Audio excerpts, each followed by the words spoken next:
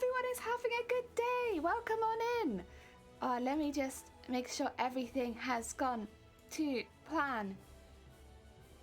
No! Come on, I believe in you, Meebot. Ah, dear. I'm gonna leave it and see. So we have a little bot that's in the Discord right now, and it's meant to post when I go live. Come on, Meebot, I believe in you. You can post. You got this. Do the post, Meebot. Do it. It's not posted yet. Oz, I hope you're having a wonderful day. Welcome on in. I'm just watching Meebot, wondering if it's gonna post. It did it! It did it! I saw it! Yay! Good job, Meebot. Good job, Meebot. Woo, woo, woo, woo. Okay, now I can start my stream. Now I know that Meebot's okay. Oh dear. Let me change screen really quickly. There I am. Oh, I haven't turned my light on. Oh dear, there you go. Ha ha ha. Hi Mind, how goes it? I hope you're having a good day. And hi Queena. Oh, come on in. I hope you're also having a good day. Welcome. Oh dear, as you can see, at the end of stream yesterday, we pinned some of the embroideries we've already started onto the bodice. I still kind of haven't put anything behind here, so you can't see that these are a separate piece to the back. But you know what? It's a start. It looks a bit like a moustache, but we can kind of start to see the progress we're doing. Yeah. And then we've got some big work today. Some heckin' big work. So, I started this yesterday. A big old embroidery. Oh, you can see it better on the back almost. This is going to be a 6-piece embroidery. So this is piece number 1. And then it's going to go, I've pinned it at the moment because it's going into the machine. But it'll go 1, 2, 3, 4, 5, 6. Yeah, a really, really big one. And eventually, do I have the piece it turns into? Yes, I do. Turns into this. A really, really big one. And then that's one of the largest pieces we have for this cosplay for embroidery so far. We might have bigger ones for the skirt still, but for the bodice, this is a really big piece. So it takes quite a while. I want to try and get the other side done during this stream. I started it just so the pieces were attached to each other. And then we'll iron them both. Heck yeah. Also, welcome on in. I hope you're having a good day. Hello from Sweden. Hello. Welcome, welcome, welcome. I hope you're having a good day. We are doing more cosplay embroidery stuff. So we've been doing a lot of beading. A lot of beading on this channel. But we're going to be getting a little bit more with the machine done today. Yes, so you're going to hear a lot of whirring. A lot of whirs and burrs today. But that's okay. I think I set it up pretty good so that we can keep going. I've already changed the thread. I know I did that last night, but it was getting a bit late, so I couldn't kind of keep going. Should really just... Wheel! Yeah, I couldn't keep going because it was getting a bit late, and I was like, it's loud, my neighbours. But that's okay. We can keep going this morning and hopefully get the next one done. And then we can have them face each other, because this is another one that comes in really low. And then this will fold around the back of the bodice. It'll end up going around there. So like just fitting over the top of the other one. They'll look a bit more distinct once, eventually.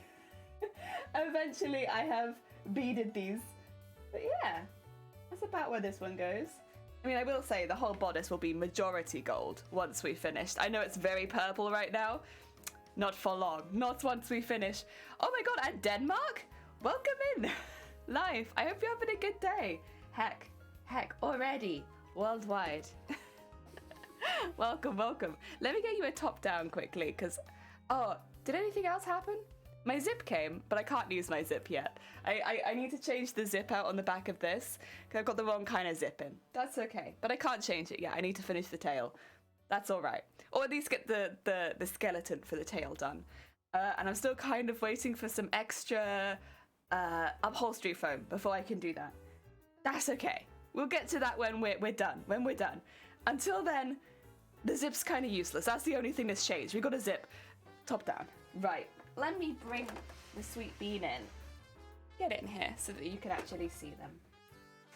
Since I've already changed the thread, the first thing we'll actually be doing is maneuvering it so that it's in the right place. Is that a world heart? Heck yeah! Nice. Thank you very much. So yeah, we'll be maneuvering it so that we're actually embroidering in the right place.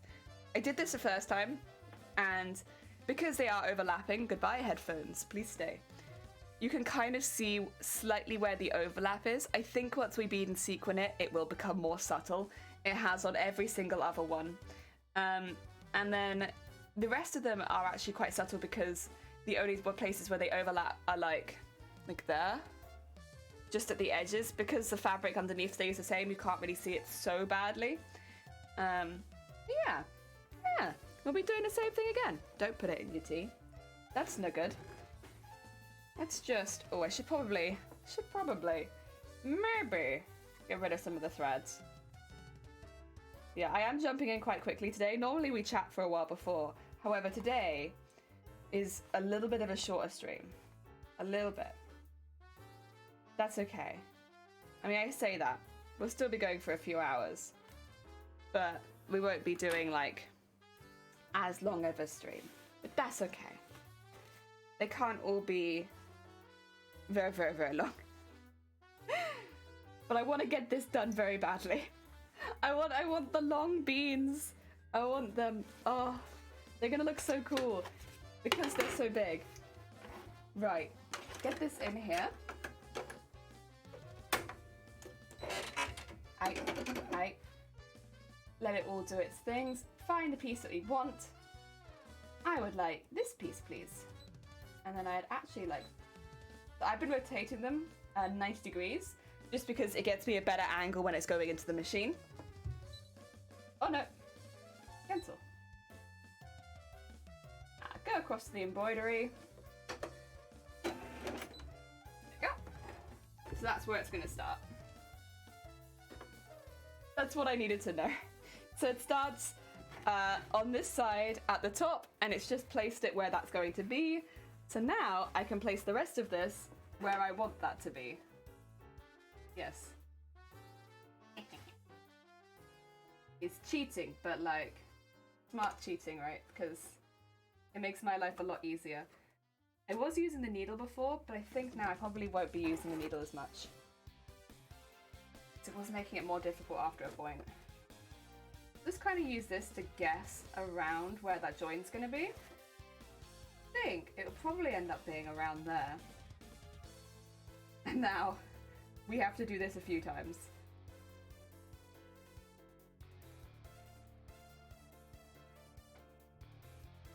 So there is an initial line which it sews, which helps make sure that it's in a straight line for starters, but also that it's going to the right place. There have been times where it's done this line and it's gone completely in the wrong direction because I have not noticed. But yes, important. Come on, hoop. It's always difficult to get this hoop in because it's going over the top of embroidery, but if I can get it in, oh yeah. That might be an angle though. I think that's an angle. That's okay, that's okay. Hoop was in, but it's not in at the right angle. And since we have 6 of these to do in a row, they need to be at the right angle. So it's more like that. Otherwise, it was in quite a good position, honestly.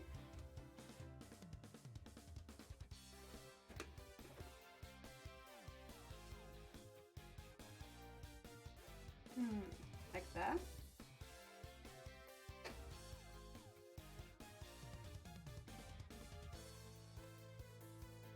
Nah, it's not going to be far enough.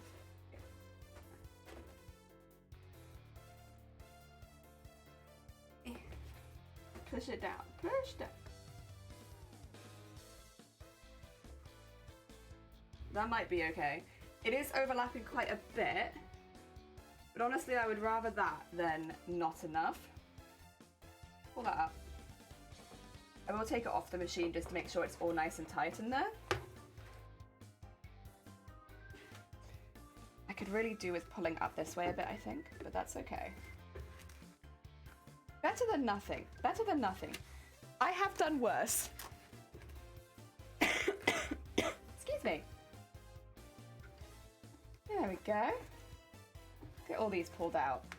And then push back in again. And pulled out and push back in again. And once this is actually up and started doing some proper sewing, I can turn over to the other one and maybe do some actual beading. And we can be so heckin' productive because we'll be sewing double sewing. The only thing is, because this has got such a huge tail, I was noticing, because last night I was like eating my meal while this was going, and it kept like throwing it forward into like where my eating space was. I mean, I'm not eating today, so there shouldn't be so much of an issue, but I noticed. It's trying to get in the way of my food. Okay. I think that should be okay. I want to tighten it at all. Gaia, welcome on in. I hope you're having a good day, sweet bean. We are setting up the embroidery machine to do more embroidery for us. This is one of the most difficult ones from the bodice. So let's see, does this work? This is it just doing its testing line. Do we like its testing line?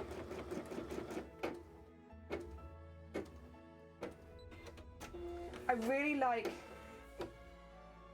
where it's at, but I really don't like how far back it is. I think it really needs to come this way a bit, which is annoying because I don't want to have to pull it that way a bit.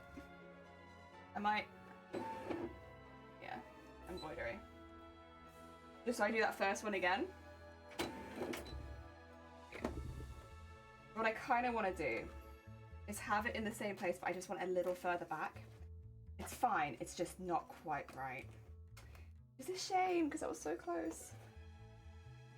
It's okay, once we get it there, we don't have to do this every time, it's just getting it the first time is a bit of a pain in the ass.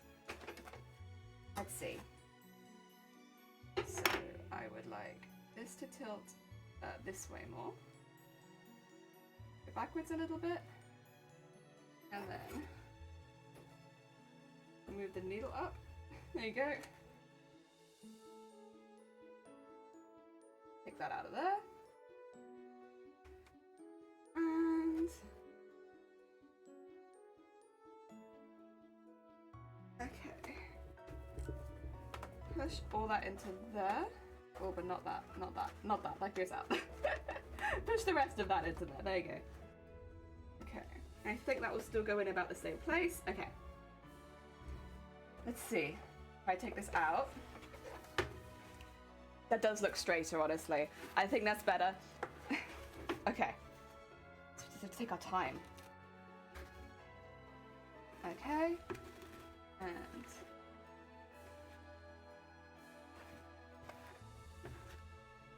there we go. Put that in there. I think that'll be okay. Make sure all that is in nice and tight, and I think we can go with that. So I got home. Oh, bless you. I'm so sorry. I hope you're okay. I hope you get better soon, and I hope your family is okay. I hope they don't experience any bad symptoms with it. I hope it's all, you know, just asymptomatic or very mild.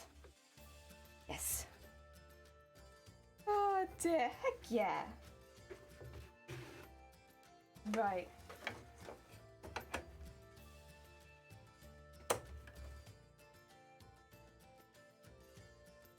Right, let's give that another go.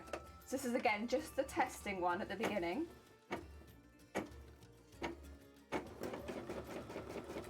Yeah, that's so much better. Okay.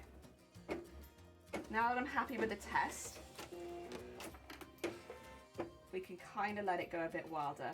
So let's do that. Yes. So it's going to do a couple of quick ones just to get the parameters of what it's going to be sewn, so that the fabric underneath doesn't move too much, and then it'll actually start the filling in space, which will be the next bit, I think. I've set it up so it does these all as separate pieces, just in case I need to change the thread at any point, or like there's any issues there. I wouldn't need to do that, but that's how I've done it. There we go. Cool. So now we have 8 minutes. Heck yeah. See what I mean about it like kind of intruding on your space? Where it's like, all this tail. All this tail. Where's all this coming from, huh? It's alright. We'll do some sequinning, I think. And then, oh dear. This thing's handy. handy. Yeah, I mean, it definitely takes some practice, but once you get used to it, it's very handy, very handy. Specifically for making embroideries, but it's lovely. Also, Jason, welcome on in. I hope you're having a good day. As you can see, we've just set up our second bead to do some embroidery for us, and it's mildly invading our space, but it's doing a great job, honestly. It's doing hard work over there.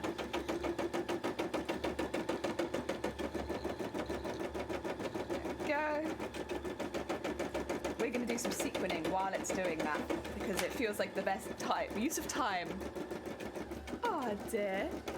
Stern also Jason, heck yeah. Oh god. We don't want you attached to that already.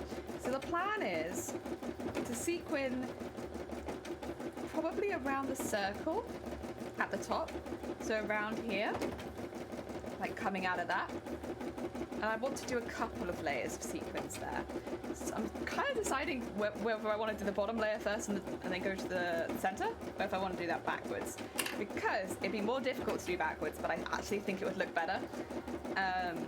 But I want to do, I think, 2 layers of sequins here, because I've got the space to actually do that. Sorry, I'm being intruded on.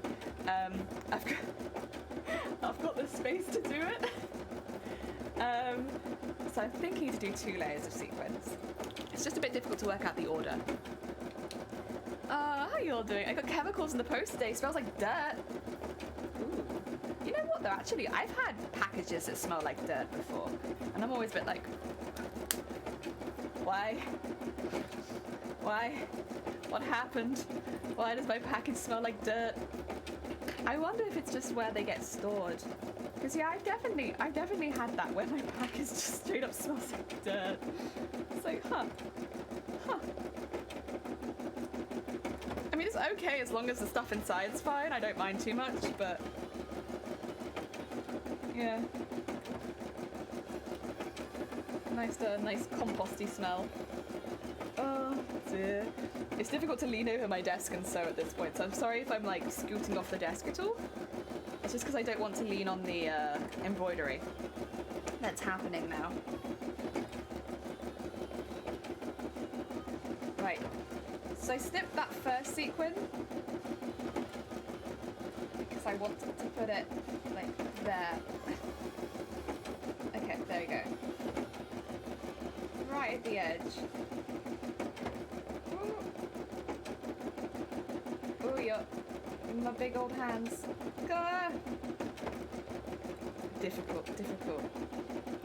Precision sequining. There you go. We got it.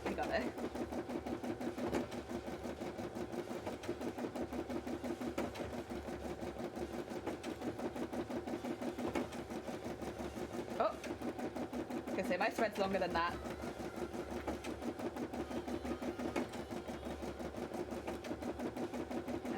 There. Nice. Although it is turning my sequin around for some reason. I had it positioned so well. Get that back over there, please. There you go. There we go. Nice. Okay. So I'm going to do that around, and then I'm going to actually come back and do some sequins inside. On the inside layer. So 2 layers of sequins. But kind of backwards.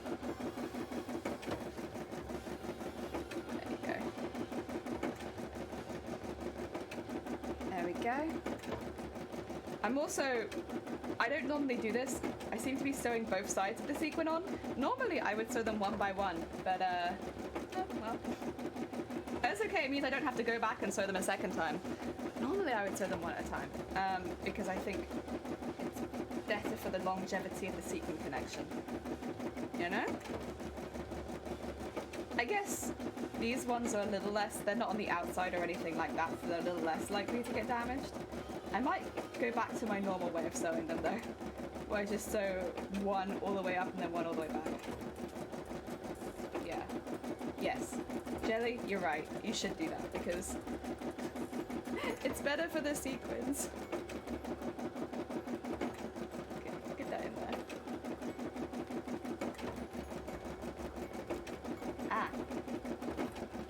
Also, what is is wrong with my thread? Can you fix that? Thank you. No more of that, please. Yeah, it's like doing this weird bunchy thing. I think it's just because it's got a lot of twists in it. So struggling to go through at the end. But I don't know, I didn't sign up for that. There you go.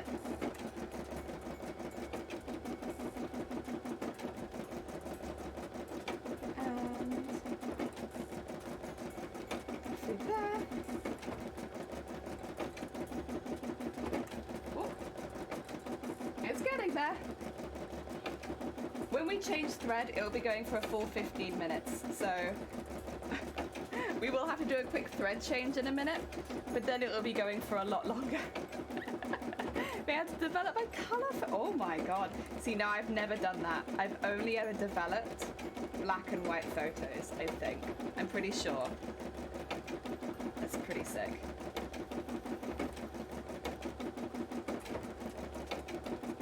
Oh. There we go. Around there.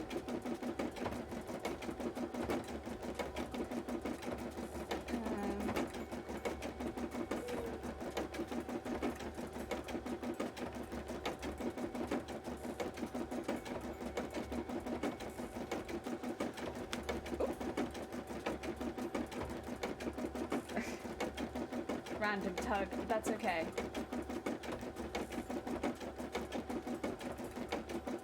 Go, and there. And whoop. And there. And then oh, did it finish that color? I think it did. Okay, so I need to change the thread color on the machine. I'm just getting to the end of this one really quickly. There you go. And then we can leave it for like 15 minutes. But let me show you. So, I don't know if you can very easily see it, but there's actually two lines here. So there's one at like a slight diagonal, and then there's a straight one where it's actually attached. I think the diagonal one might be a little lost, unfortunately. I'll have to unpick that afterwards, because that was where I was going to do it, but I reorganized it so it was much lower down. And I'm happy that we did, because it looks much better. And it wastes a lot less of the previous embroidery. I'll end up unpicking both of those initial lines. They're just there really to help me plan out where the next one comes and attaches. But it looks pretty damn good. Looks pretty damn good. I should say, if you're putting like embroideries together like that and you want those lines, in my embroidery software, that's something that I have to put in manually every time I'm digitizing these. So I manually put those in. It's not something that my machine does for me, and it's not something that my digitizing software does for me. It's something that I manually put in every time. But I would recommend it if you're trying to line things up, because otherwise it's near impossible. Lining these things up, no. Not gonna happen. But you only have to line it up once. Like, once it's lined up the first time, you're all good. You don't have to do it again. So it's not too bad, but yeah, I would recommend to do it. I think I've seen quite a few tutorials where they also recommend to do it. It's just, yeah, it just makes your life a lot easier if you have to put your embroidery pieces together like I do, because I have a smaller hoop.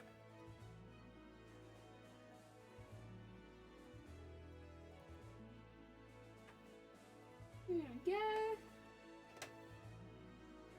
And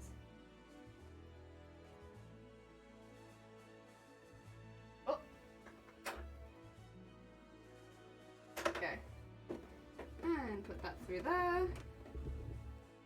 Pull up the bobbin thread. There you go. Okay, that's all threaded. And we can put this just straight back in where it was. This shouldn't have changed the hoop at all. I'm just keeping a hold of that initial thread, because actually, otherwise it's very, very long. We're doing more bead. We gotta do more beading. We got so much beading to do. But sequining, yes. Yeah, we got so much to do. So yeah, gotta get on it. It's not gonna do itself after all. Rambo, I hope you're having a good day as well, sweetie. Welcome on in. Although, I will say the machine is doing a lot of work for me. Yeah, it's... As much as I say that we're doing it, really, my machine is doing a lot. I'm doing some, but my machine is probably, today at least, might get the award for doing the most work. I'm not doing so much today. Oh dear. There we go. I want that one just in the end. Okay, so.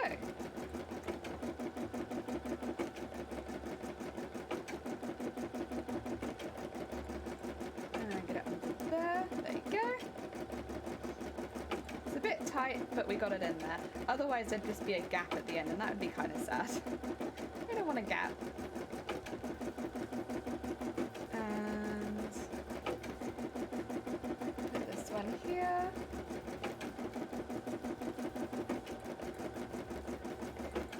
There we go. Right, now we need to do the next layer of sequins. So these ones will all need to be trimmed because they'll all be going around the center. That's okay, we're used to that. Not something we're not used to. Oh god. Thank you for the horn. Is it Zay? 2 seconds. I'm just positioning a sequin. Yeah.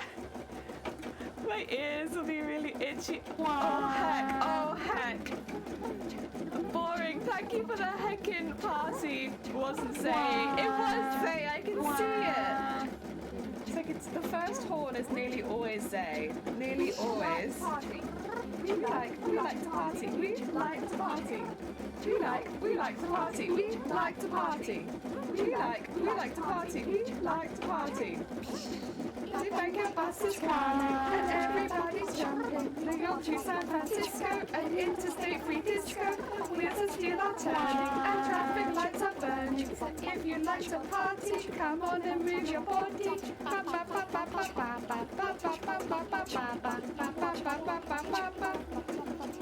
She'll be like that. Oh dear. Thank you so much. I hope you're having a good day, Boring, and I hope you're having good days, Zay. Welcome on in, both of you. Okay, let's get this sequin well and truly sewn in. Oh! Yeah! Jason! What is this? Jelly karaoke hour? God. Blue like him, inside and outside. Blew his house with a blue little window and a blue Corvette, and everything is blue for him and himself and everybody around, 'cause he ain't got nobody to listen to. I'm blue, dabba-dee dabba-die, dabba-dee dabba-die, dabba-dee dabba-die, dabba-dee dabba-die, dabba-dee dabba-die, dee dabba-die. God. One song straight after the other. About to head off to bed. Oh, bless you. Get some good sleep. Dee dabba-die, dabba-dee dabba-die, dabba-dee dabba-die, dabba-dee dabba-die, dabba-dee dabba-die. Yeah. God damn it, guys. Oh dear. Oh heck yeah! Get the heckin' blue dances. Wonder what the next song should be. I've already been thinking. I mean, I did think about what to do last time a fair amount before we actually did it. Because to be fair, they do take a fair amount of like preparation. DJ! So yeah, I've already been thinking. You won't find out until Christmas Eve next year though. Tell you right now, it will be a secret until Christmas Eve next year. As it's tradition. Oh dear. The fact that there were already 2 is kind of a crime, to be honest, but we're living with it.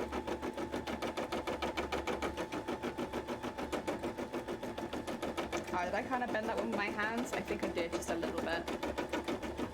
Oh.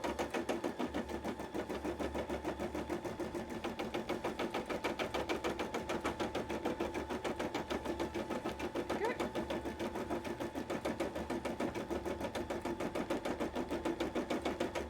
Oh yeah.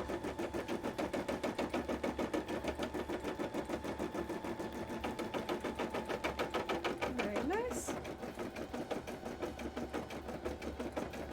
Oh. And the next one. Oh. Nope, we're fine. That went straight towards my tea. And I had feelings about it, but no, it's okay, we're fine. No sequin tea today. X's E22, that is this year. Yeah, I know. It's in about 11 months' time. Oh dear, can't wait for Christmas. Got anything special planned? Oh god. Oh.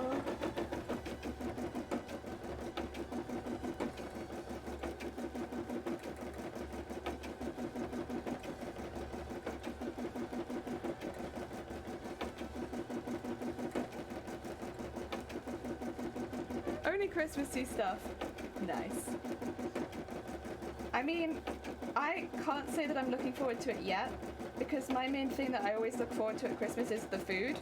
But like right now, all the food is on special, so like, this is my favorite time of the year.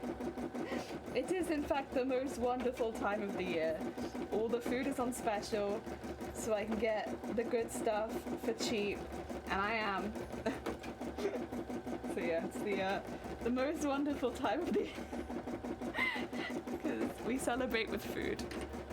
Christmas lights around. Oh, you like the lights? That's fair. If you like the lights, yeah, I guess the lights are all gone. Ah, dear. And North Queensland. Ooh, for Easter, it's a beach time. Ooh, beach. It's been a long time since I've been to a beach. I was hoping to go to a beach pretty soon though. Like, I think I wanted to go to one last year, but then of course it was very difficult to get any time off. But I'd love to, yeah, beaches are good. Beaches are a heckin' good time.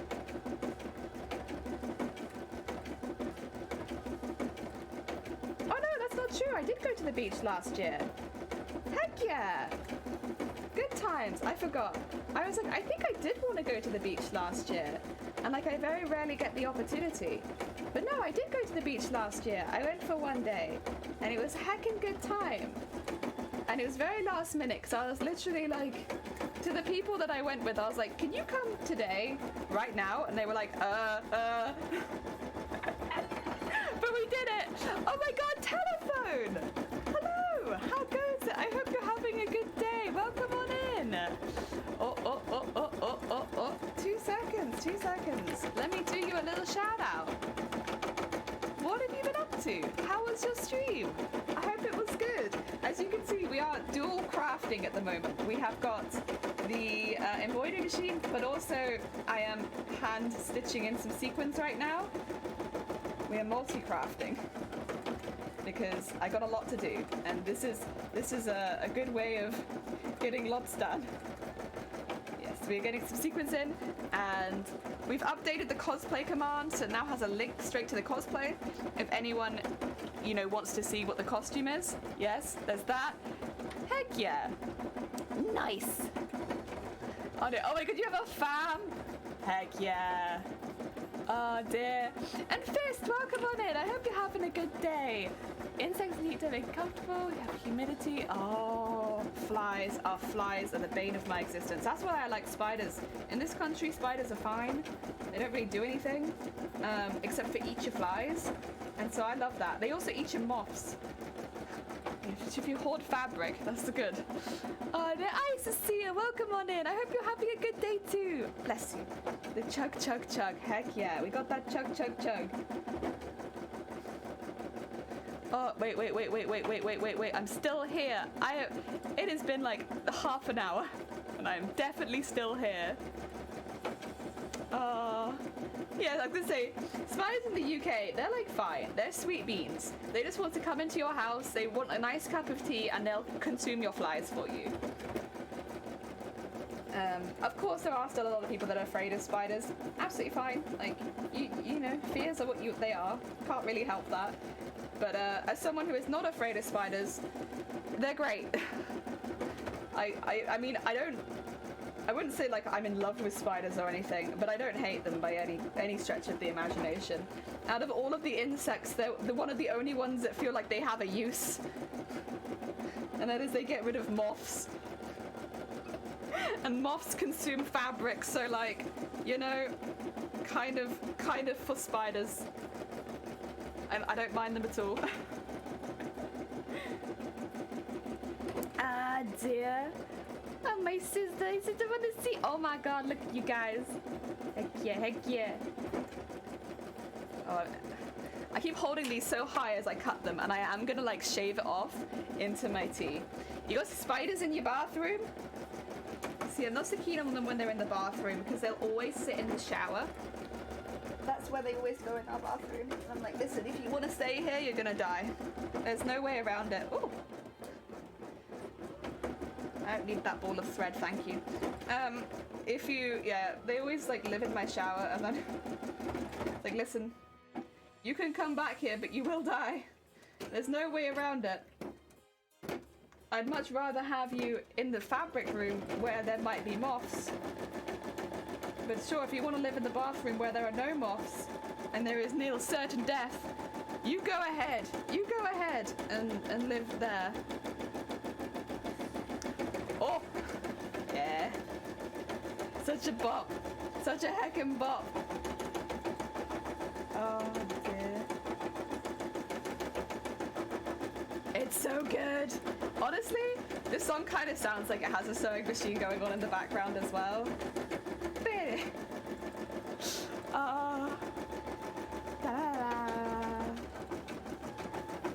we go.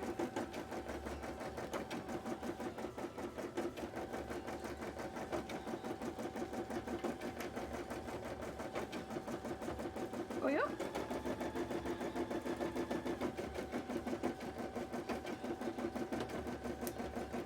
There we go.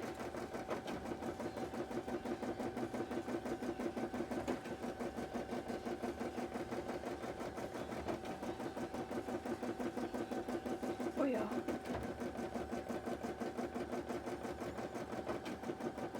Come on. There we go. It's still going, bless it. It's just chugging away over there. It's doing a great job, to be honest.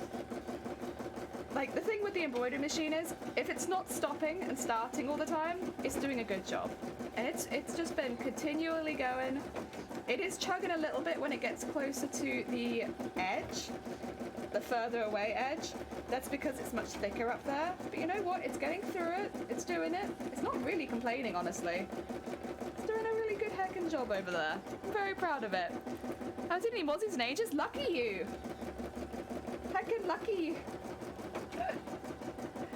I got bit so much over the last year. I can't even tell you. My poor legs. I got bit on my feet. I got bit on my feet and I don't even know how. I don't even know how they were getting there. But they bit me on my feet. And so I had these massive mosquito bites. Because like, I get like proper big swellings when they bite me. And I had them on my feet and I was like, I don't know what to do with myself with these massive bites. Oh dear.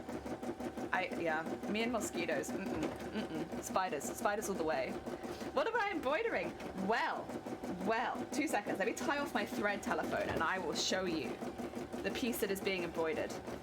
Oh, while I try not to get in the way of my machine. Yeah, I'm sorry, machine. You're taking up a lot of space. Right.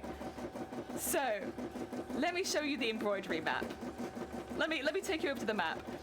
So, do you see this really big... Oh, I want the pointer. You see this really big red piece? The red piece that goes around? It actually comes all the way around the front. So this massive red piece here, that is what's being embroidered, and it's going to mimic this piece here. So we need one off for either side. So we've already got one, we need the other piece now, and this is like the biggest piece on the bodice. I'd say maybe along with, oh, have you finished? Nice. Maybe along with this orangey piece up here. The orangey piece up here is also really, really big. But yeah, this massive red piece at the bottom is what we're doing right now. And it is huge because it also comes along down here, which you can't really see, unfortunately. But yeah, the orange piece up here is really big. And this piece is really big because it goes around the back.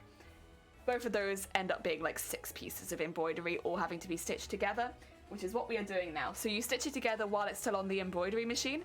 That way it makes it like the most seamless. I will say the tip of the piece I've been doing by hand because it's very difficult to line that up, and I'd rather just, if it doesn't line up, that's fine, I can sew it in by hand kind of thing. So that bit I've been sewing in by hand, and you can't really tell the difference. It's just a little bit thicker there. That's the only difference. Oh dear. I think we should do paint over the cracks. Nice. Yeah, you know what? Well, if it's not your house, I suppose. Oh dear. And then what I do is I go back into them once we've got all of the embroidery done, and I do all of the beading and the sequining and stuff like that, so they really pop. There are some finished pictures on, I think, Twitter and Instagram of like the beading and sequining, because it definitely looks a lot different after it's been beaded and sequined, but we need the base embroidery to get, like, you know, all of the piece of armor like set in the first place. Speaking of which, I've just retied the knot, but I actually need to take this out of the machine and get it ready for the next piece. Let me put this over here out the way. Put this out of the way too. And get this out of the machine.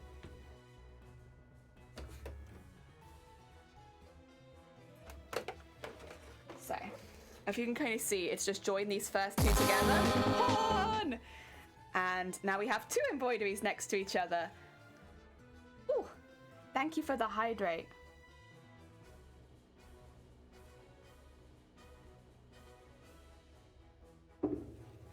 Ah. Right, I'm gonna loosen this off. Oh, I think that is just the end. I'd be surprised if it had forgotten I was here, because I literally just told it I was here. No, surely not. It did. I just told it like 5 minutes ago. I swear. Do you even remember me half the time? Wow. Wow. Feelings, hurt, emotions. My God. It's like every 5 minutes. I swear I am here. You listen to 2 songs in a row and it thinks you've disappeared. Also, thank you for the hydrate. I don't know if I said that. Right. So the next piece, I think, might not have any gold in it. Let me double check.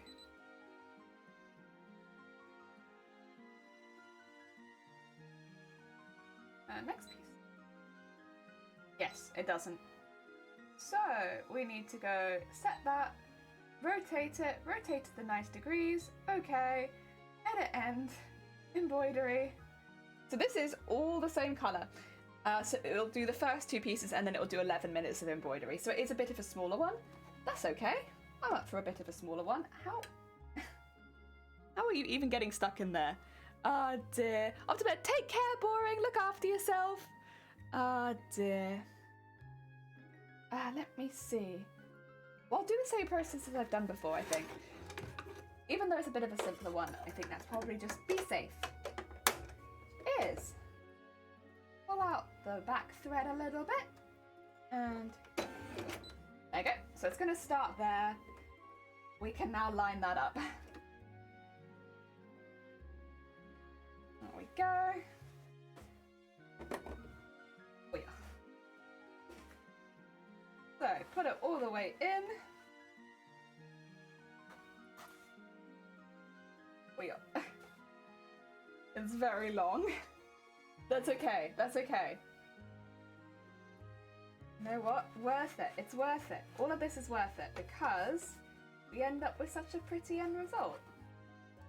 And unique. That's the thing. They all end up being completely unique embroideries that you couldn't find anywhere else. Because I made them. These are mine. No one else has these. So, there's a lot of appeal to it as a cosplayer, I suppose.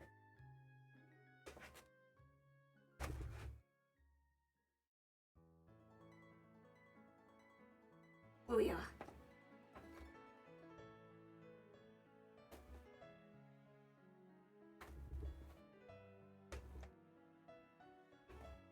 Okay. Get that pushed really far in. Oh no, that's that's not gonna stay. Come on. Good connection, please.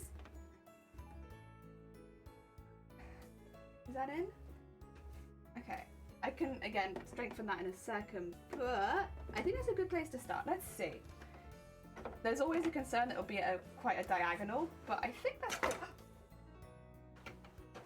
It would have been pretty good if it had stayed in. Shoot! Aye. Okay, we'll do it again. We'll do it again. You know what? You get close, but no cigar, no cigar. It's fine, it's fine. Do it again, do it again. Something obviously made it pop out. I'm not sure what though, because this is all pinned. Oh, make sure. All flat.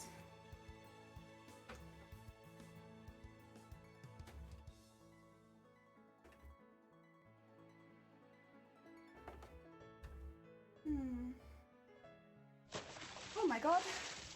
Danny! Oh no, Denny! Thank you so much for the follow. It's very kind of you. Welcome on in. I think I might loosen off the hoop a little bit further. I don't like loosening it off too much because it means the tightening process takes longer, honestly. And I've already got it very loose. But if I can't get it in, that's what we must do. It's fine. It's fine. Oh. See, I don't know if you can see that. It really doesn't want to go in at all. I don't know what's making it so difficult. If I'm accidentally incorporating something I shouldn't be. That is the concern here. That I've incorporated something that shouldn't be in the fold. It's definitely taking it quite hard for some reason.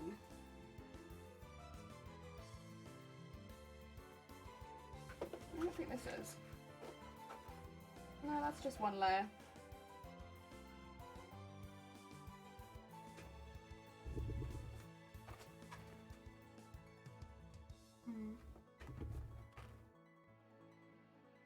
Come on.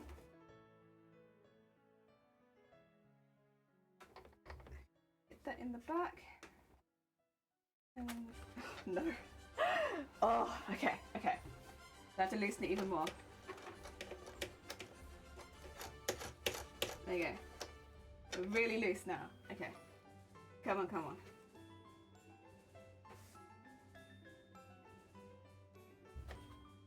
And listen here. Hoop.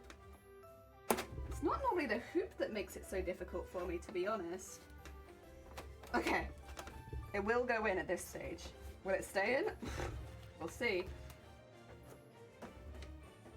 Nah, that's not the right spot. Okay, that's fine. We need to shift it a little bit. The annoying thing is when the hoop comes out, it like pops out. Like it just goes pop. So you have to like completely restart. Oh, dude, I have a Cricut machine. I don't use much, but I need to start using it again. Heck yeah!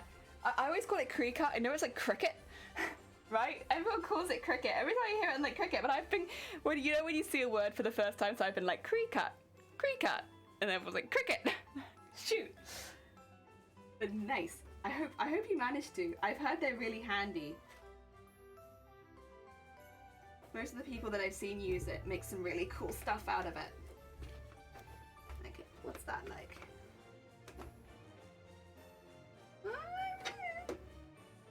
Well, the hoop immediately came out, but... Okay.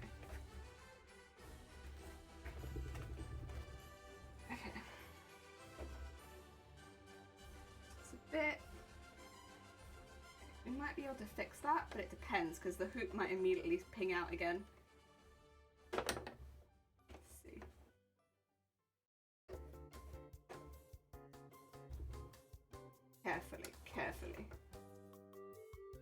carefully. Okay. Okay, and this side, not to be forgotten. Okay.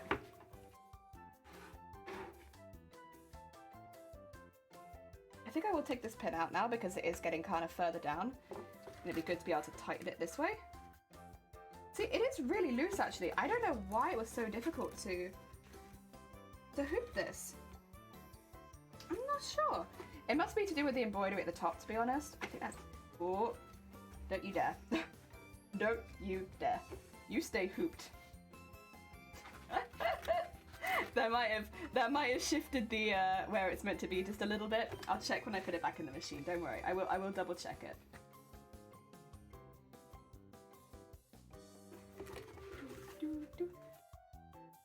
See, I don't think anything's folded over. And yet for some reason this was the most difficult hoop that I've done so far.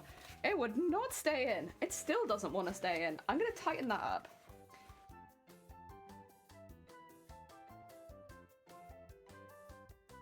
Yeah, you're not escaping. You stay. Got a camera tomorrow, the next day? Heck yeah. I've got stuff coming too, but we don't get such finite, like, it'll be here tomorrow. It's like, it'll be here within your lifespan, but we're not sure when. It could be this month, it could be next year. Who knows? Our poster's a bit all over the place. But it will be here, I'm sure.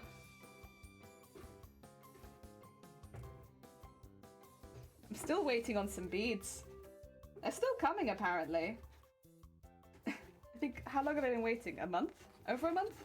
I don't know. Quite a while. Quite a while for beads, I would say. Okay, so this folds up. And then, yeah, the reason I had it pinned back is because otherwise it folds in a bit annoyingly. But that's okay. Where does the needle go down? Oh, you know what? That's not too bad. Let's see how it does its first line. If it touches the other side, I would take that. Yeah, it does. Oh, well then, okay, listen, we'll take that. We'll take that. That's a win for me. There's no way I'm going to get it that accurate again. Go. You go. You're doing great. Fantastic. Love it. I'm going to get it so that it's at the point where it will be doing the intense stitching, but yeah, stop buying cameras. I'm waiting a fabric delivery like a dog perching at the window. See, they don't tell us the day that it comes over here for some reason, so I just get like, it'll be here this week. I'm like, oh, okay. I mean, it's still nice to know, I suppose, like something might be coming this week. I think something's coming on Friday, but it could also be coming over the weekend or Monday. There really is no saying. Right, I need to trim a couple of those threads. That's an intrusive thread right there. I'm not having that. And that one too. Oh, are you sewn in? Oh, there you go. Fine. Okay, that should be, I can leave it now. And it's gonna do its thing. It's gonna do great. Okay, we'll leave it now. You're doing wonderful. Oh, we got 13. Wow. Wow, there's a lot of cameras. Oh dear. Look at you go. You're doing great. Oh my god. So much stitching, huh? So busy. So now, do I actually want to sequin the other side? I think that I do.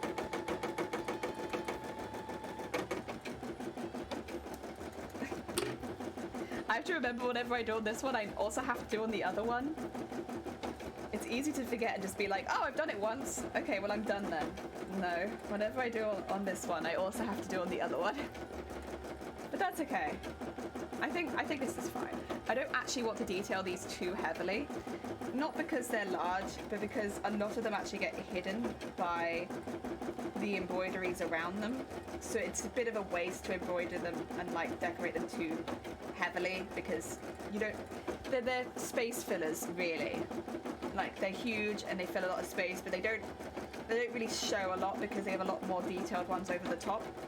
It is really the plan for them. That's okay. It is necessary in such a large project. But if I went really ham on the decoration, it's just going to make it thick and more difficult to put stuff over the top of. So, yeah, I'll be a little careful and not do that.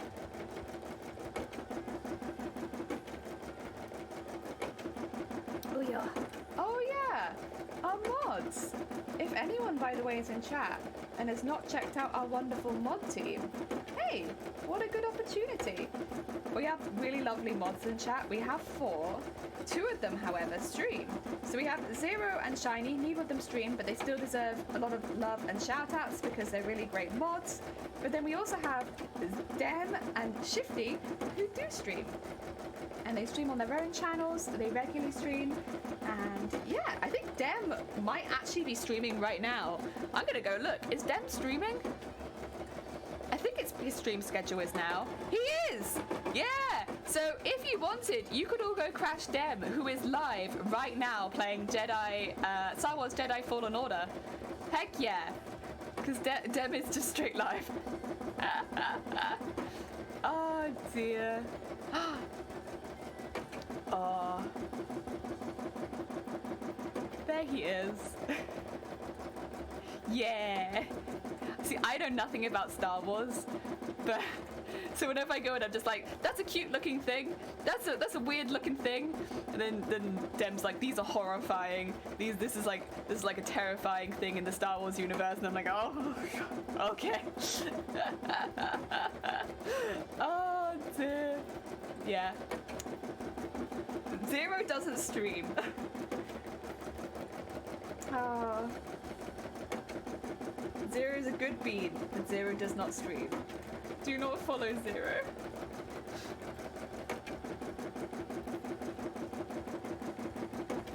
Oh dear. Honestly.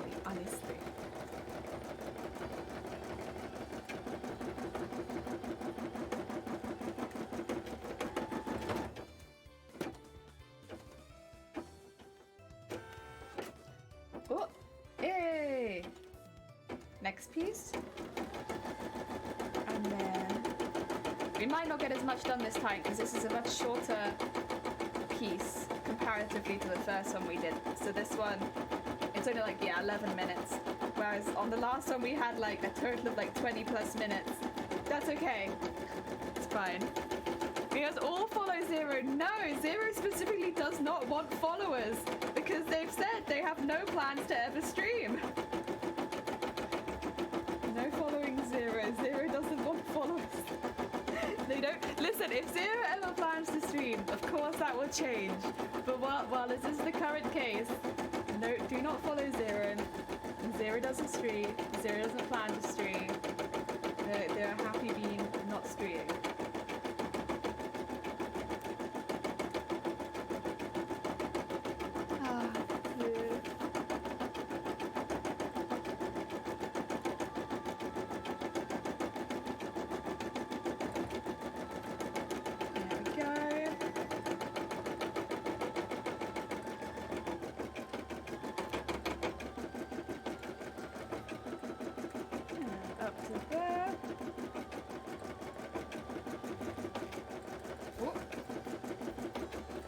Stuck on something? Yeah, it did. It's like, oh, and it knotted. It got knotted and stuck on something. Whoa, double whammy. There you go. Oh, that's it. I have learned a little bit from beading that often the easiest way of fixing a knot is just to like pull it very hard. And it will fix. Oh dear. Oh, they're saying that. Is that a knot in the back? Is that a hecking knot? I don't think so. There you go.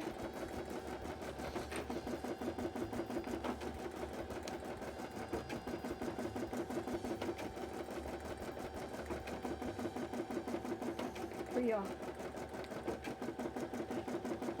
Honestly, it's doing a really good job so far. I did fill up the bobbin reasonably recently, but I kind of would have expected to run out by now. They're not very big, and because I'm doing so much embroidering the same colors, they run out quite fast on this sort of project. I don't know, it's doing a pretty good job. Excuse me. Ah! Excuse me again. A lot of coughing. My bad. Oh, I did mean to iron this before I put any sequins on it. Damn. Dang. I wonder if I could still iron some of it. Thing is, I won't be able to iron where the sequins are now. Because if I iron where the sequins are, the sequins will lose some of their color. But I should still be able to iron the rest of it, right?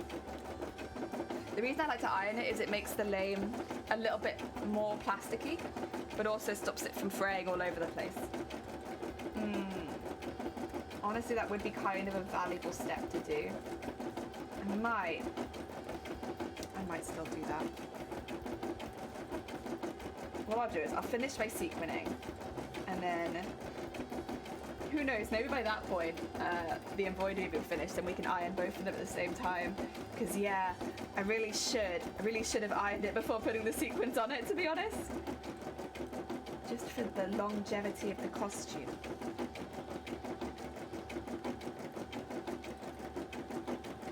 That's alright though, we can work that out. Yeah. Okay, we need to trim these now.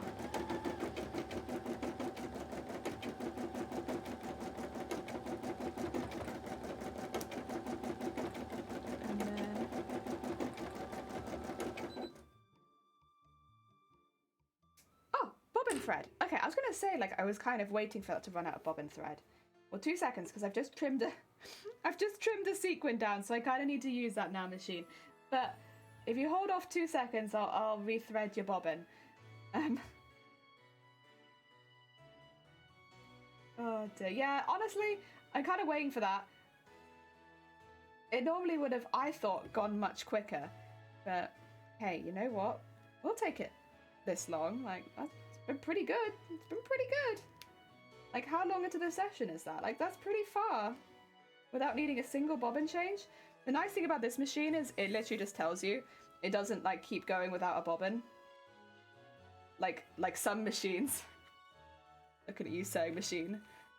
You know, it'll actually tell you, and then so you can, you know, change the bobbin and not make that mistake.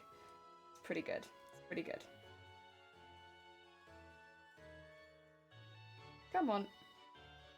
Sequin, I really need you to... Okay, Sequin. Okay. You're messing around a bit. But listen, we can get along. There we go. That sequin needed to be on top of the other sequin, and it was not having it. There you go. And turn around a bit. So it's like this. And like that. Okay.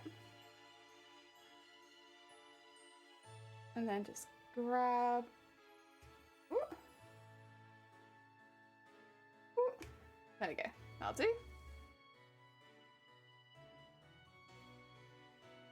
Okay. Okay, I need you to stop spinning around, but other than that, you look great. When you're in the correct position, you look fantastic. When you're spinning around, you don't look quite so good. That's okay. Right, let's change the bobbin. So I actually have it set up right now. Ooh. I can maneuver this. There you go. Oh. You know, methinks you could have gone a little longer, but that's okay. Whatever. Oh. Okay, that's fine. I have it set up on my sewing machine that I can redo the bobbins really quickly because, yeah, I've been doing a lot of bobbins. So I shall do that now. It just means I don't have to unthread my embroidery machine. Even though the embroidery machine is arguably a bit better, Oh, so do I actually want to do that? No, okay, I changed my mind. The embroidery machine is much better at doing this particular job. Ooh.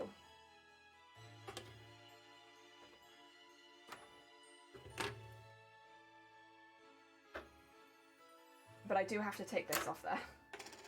Otherwise it doesn't work.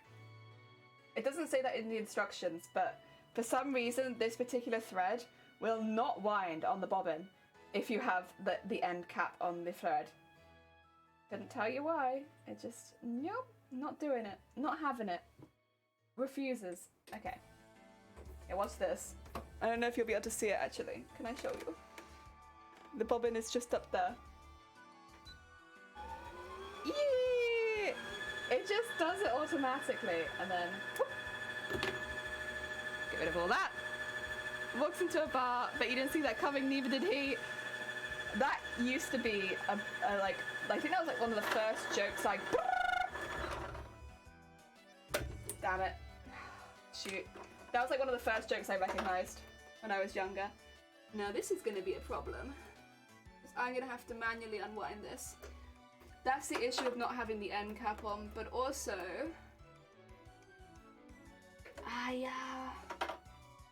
Alright guys, welcome to an unwinding stream. Where we unwind the thread from underneath the bobbin. Listen, you love this, right?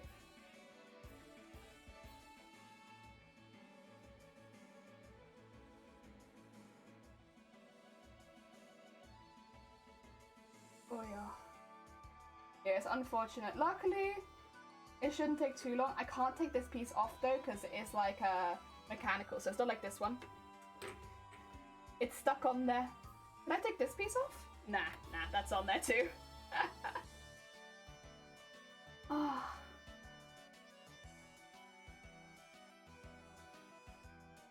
Oh yeah. There we go.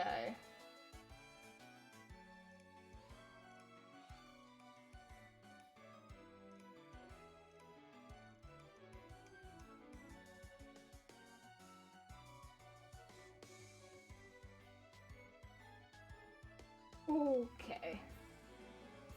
I should also thread this back on as I'm doing it, because otherwise I'm just going to make a massive mess. There we go.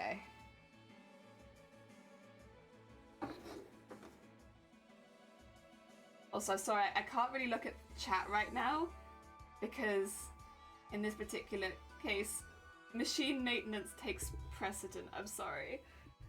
I have to make sure my machine is okay. It has to be okay.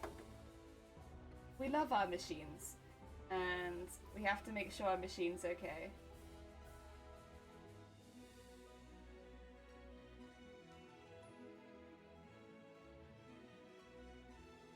Oh yeah. And right now this machine is not okay.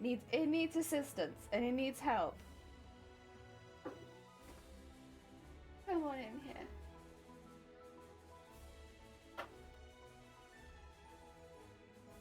Oh yeah. I think we're nearly there though. At least from what I can see. Yeah, this is feeling like it's near the end. Oh, but there's a bit on there still I can see. Okay. What if I'll go in first with like a crochet hook or something and see if I can just...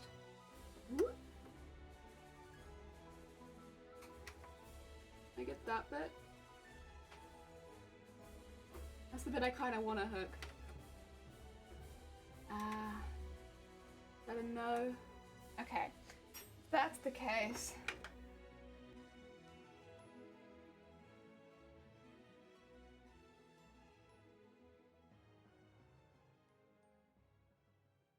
Come on, sweet bean. You got this.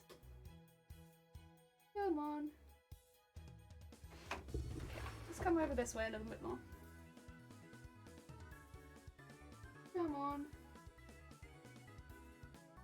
Oh.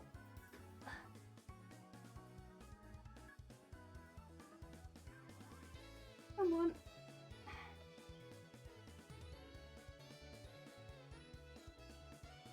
Oh. there. You got a few more stuck around you, huh?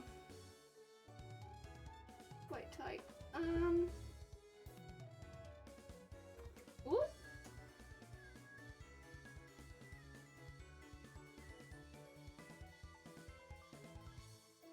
There you go. Ooh. Okay, that's one piece out. And another piece. I'm gonna wind this up because this is everything that will be coming off of that. I won't be getting any more thread back for this. That's okay. And then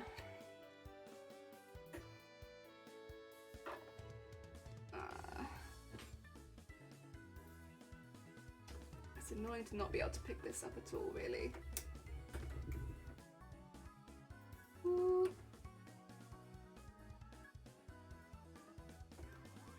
Come on, come on.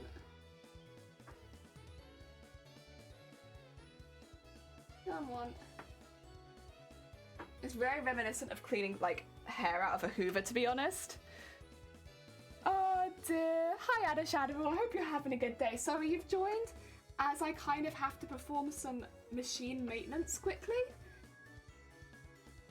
So I'm a little bit distracted, to be honest.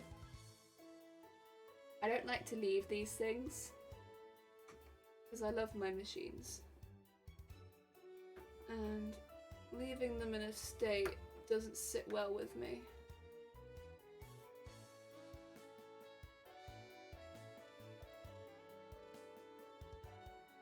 Oh, oh, that's a good one. Yeah, there we go, that's a good one. Okay, there's still a little bit left in you. That was really good. Can I get that out through there? Ooh.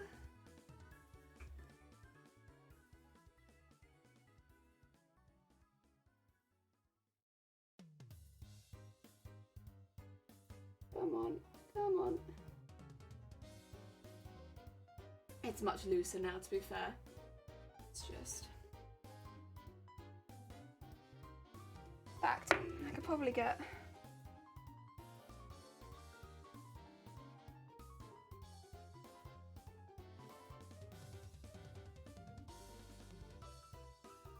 come on. There we go. Yes! Is that everything? I think that's everything. Oh, there we go. Good job. Good job. Oh! You're all good. Oh dear. If I was trying to figure out an intermittently persisting network issue, you'll well, I understand needing to finish the repair thing, not like you can leave a persisting intermittent network issue. It might be the other way around in English. No, persistent intermittent issue. I can actually... You get everything out. Woo! I'm sorry to hear you've had a frustrating day. I'm also sorry that you came in while I was also fixing something. That probably doesn't help. Oh wait, was that more? No, that's fine. That's something else. We got there. We got there. Thank you everyone for bearing with me. I don't like leaving things like that, like if something has gone wrong with a machine. Like I'd prefer to just fix it then and there so that we don't... Because technically it is something that I could go back and finish after stream or like fix after stream, but it just doesn't feel right to me. I'd rather... If it's not something I can fix after stream, I'll end stream. Like if that makes sense, rather than... Sorry, if it's not something I can finish on stream, I'll end stream if I can't, you know? Because my machines are gotta be priority for me. Yeah. Oh yeah, EVA, welcome on in! Or Eva, I'm not sure what you prefer to be called. I'm so used to seeing EVA as EVA foam. I hope you're having a good day. He's got it fixed. My issue's still out. Sorry. Not me too. Trying to think of a way out of it. Ada Shadow, you got this. I believe. I believe in the hard thinking. Mine is an easier solved issue. Mine is just a little bit of hard finger work. With some tools. Oh, my thumb hurts now. My thumb hurts from pressuring that. George, welcome on in. I hope you're having a good day. Hi.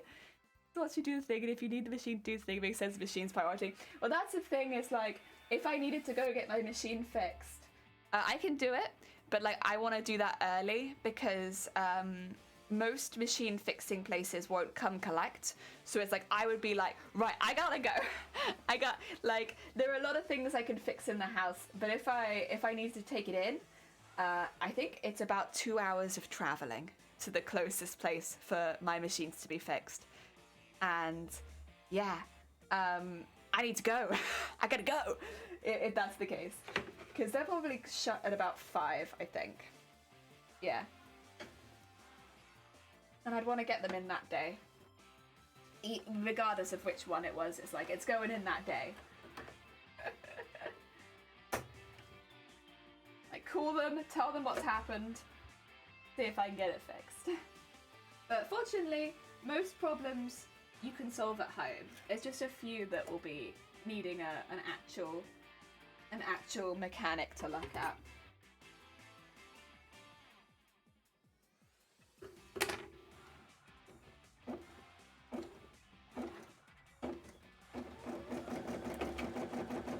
There you go. Trim that off so it can finish that.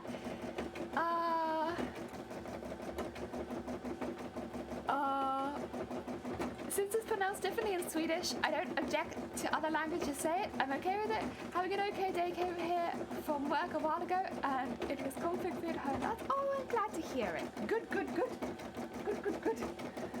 Having a good day. How are you doing? I'm good. I nearly broke my embroidery machine, but you know what? We're good. We're good. We're in a good... No, it's okay. I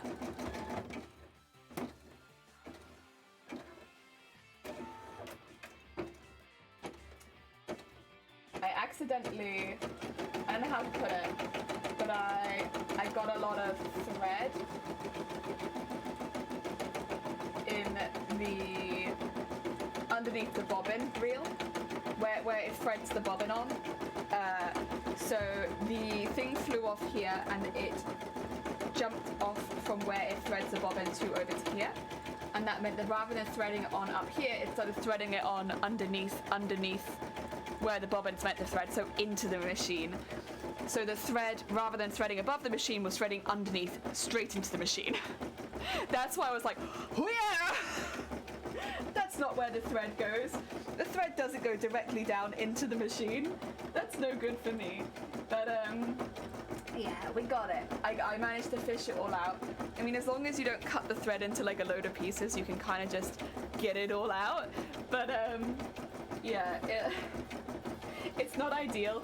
This machine doesn't have that feature where it's not got a big gap that leads into the machine. So when you thread the bobbin, even if it is going underneath the bobbin, it can't really go into the machine. This machine has a massive gap underneath the bobbin. So if the thread jumps underneath, it just goes whoo, straight into all the electronics, and it's like, oh, that's not where thread goes. It's like a little breathing hole, but unfortunately it can also breathe in all the thread. So yeah, I had to be a bit careful, but we're good now, everything's fine. How did you get the pattern into the sewing machine? Well, I have made these myself. So these I digitized in Embroidery software, which is software that I paid for. It's like a one-off purchase for most embroidery software.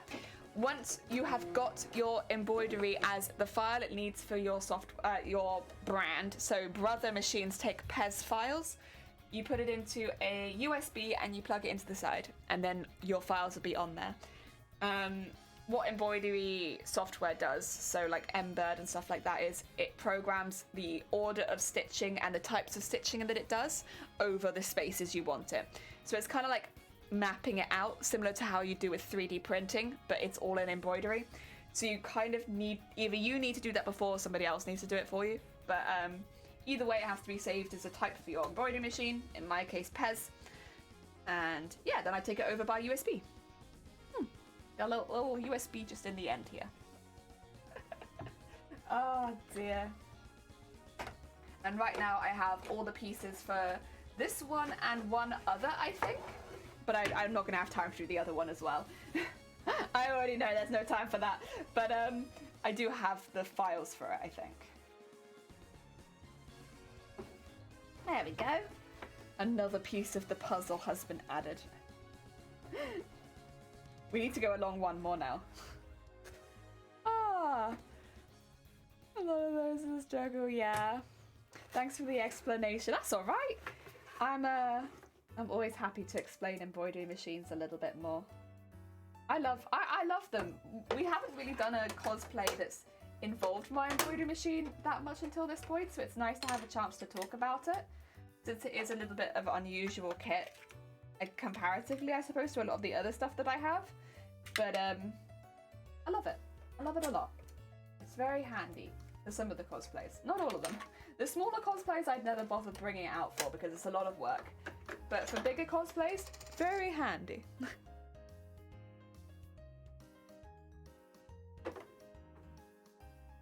we go. So I'm actually changing the thread now. Oh, excuse me. Changing the thread now because there's the light gold again on the next piece. Only a very small amount, but it's there, so I'll change the thread.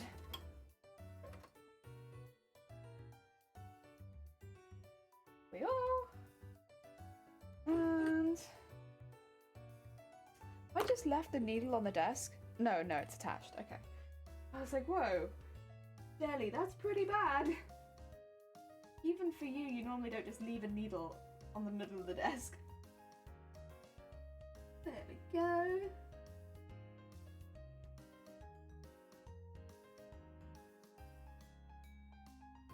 And bring up the bobbin. And now comes the tedious part of lining it up. This is the worst part. The lining it up is easily the worst part. Other than that, simple. Not that bad. But lining it up sucks. There we go. My film's on its way. Someone told me I should stock up on film just in case. So I got 6 rolls. Oh! Nice. Looking nice. So much film. Okay. I need to trim some of this lane off. Delete. Ah! Get all that out of there. Bleh. Bleh. Okay, let's bring up the next one. Oh yeah?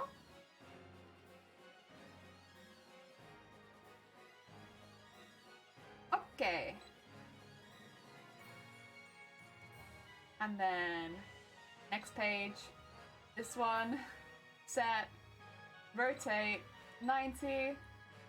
The rotation just makes it a lot easier to fit in with everything else. Edit end, embroidery. And then, so we know where it starts, stop. That's where it starts. Such a useful little trick. There we go. Now we just have to line it up with that. Oh dear. Oh. I am, you know when you've done when you've been doing a project and it's like hard brain work? I'm having like the hard brain work feels. Where like my brain's just like, whoa, hard brain work, whoa. I'm having like that kind of feeling. I've done like a lot of hard brain work recently. And so my brain's just like, it's had enough. It's had enough of using the brain. Okay, no, it's fine. It's fine. We can do this. Done it once before. It, to be fair, should not be so difficult the second time because we've done it once before, but it still feels like a little daunting, such a large piece. Okay. Right, get that. Get it over there. And, oh no, cancel. Don't do that. So it would be around there. Yes. Okay.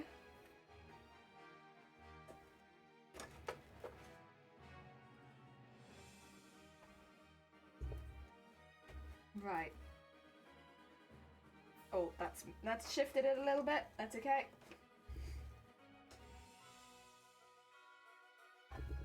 Yeah. Okay. And then all on this side. And where does it go in? I don't know that we can't do a bit better than that. I don't know, could we do maybe a little better than that? Pretty good. Honestly, that's pretty good. Okay, okay. Push this down. Push this down. Make sure that that stays. It's pretty good. Pretty good. Dang. We very rarely do that well first time. Okay. Don't you dare pop out of the hoop. Big heckin' piece of fabric. Stay in the hoop. Stay in the hoop. Require you to stay. Okay.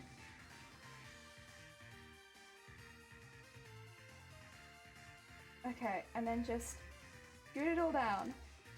Stay in the hoop. So just pulling it nice and taut. But actually that looks really good. I don't know. I don't know. I didn't think I'd get it that close, but it actually looks really good. So I'm just gonna stay in the hoop. And tighten it. Ooh. Last time it took so long. And this time it's like straight away, so I'm a bit nervous, but I think that's okay. We'll see how it draws the line, because you never know, it might draw the line and actually be completely off, and I might have completely misjudged it. But I don't know, it looks kind of right. It looks kind of right.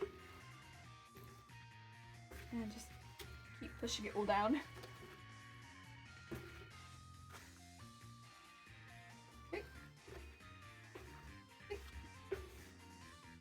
Right, and it's all in there safe. I mean, if that's it, then that's it. Let's see. Okay, get a good fold. Oh yeah.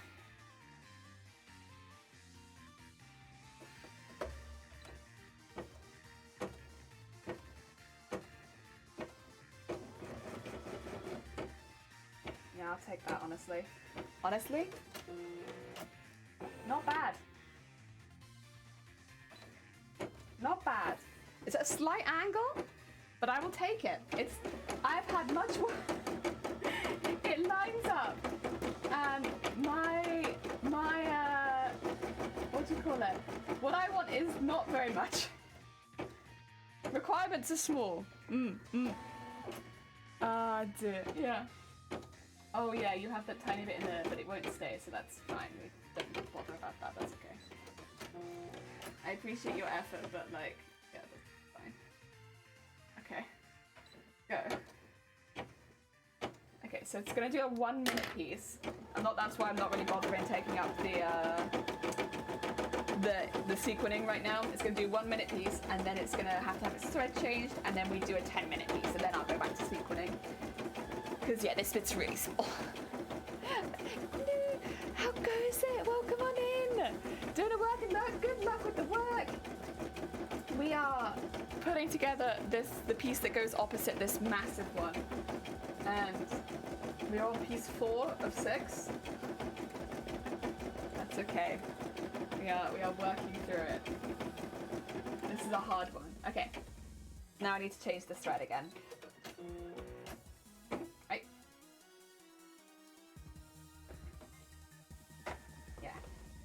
Yeah, that bit really doesn't do very much. But worth it. That is the last like little gold piece on there. The rest of it's like the more coppery gold. That's alright. We still needed it. It was still very necessary. Still very, very necessary. There we go. Put that in there. And do that. And then swap that around so we have the proper colour in the top. And go. And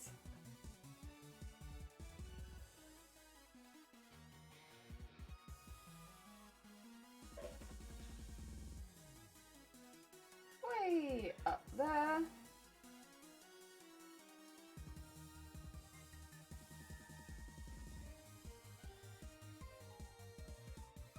Oh yeah.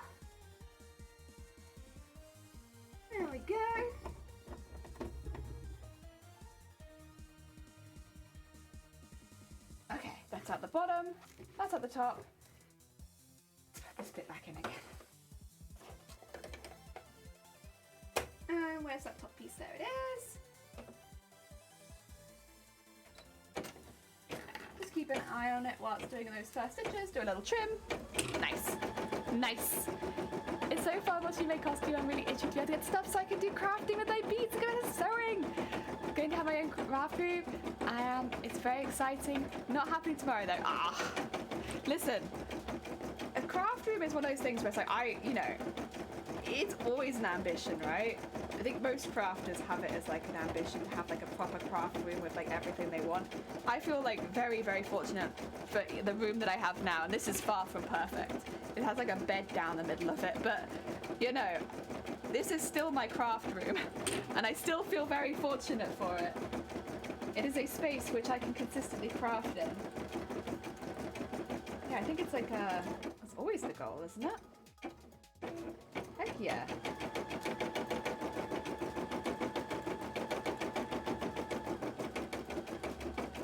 Oh yeah.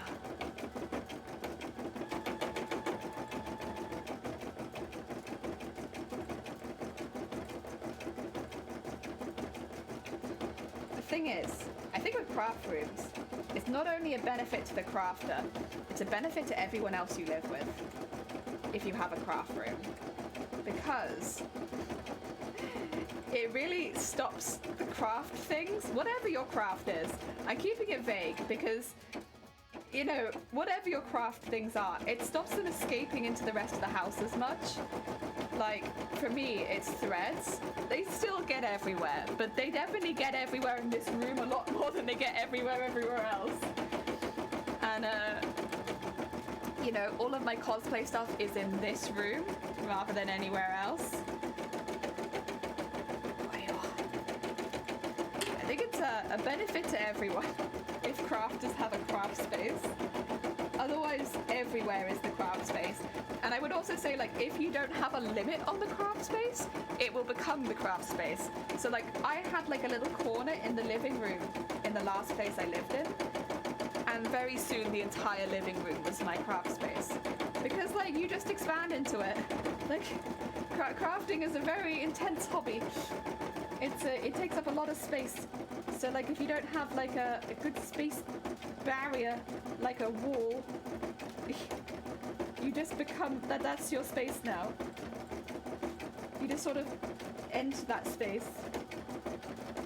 I would say not on purpose, but it just sort of happens. So craft rooms are like a benefit to everyone.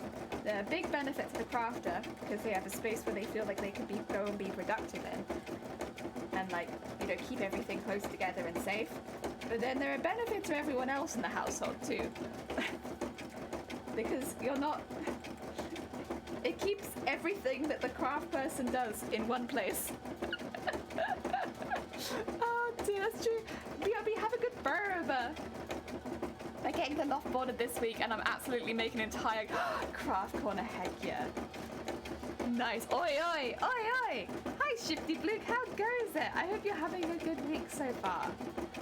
Also, what time is it? Okay, we're good. Welcome in, welcome in. As you can see, my embroidery machine is once again doing all the hard lifting this stream. I'm just here sewing a few sequins in. My embroidery machine is chugging away, doing all the heckin' hard work. Oh dear. 740, thank you. I appreciate it.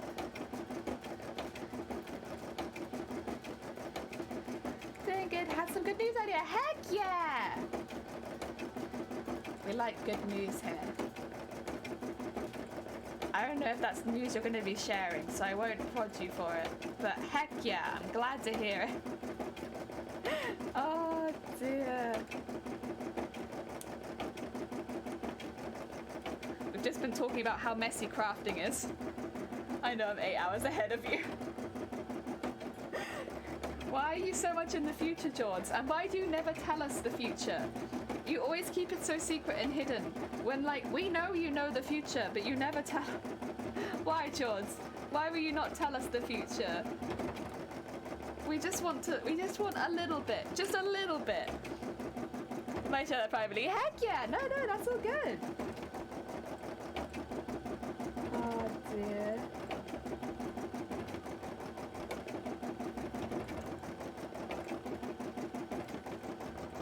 Oh.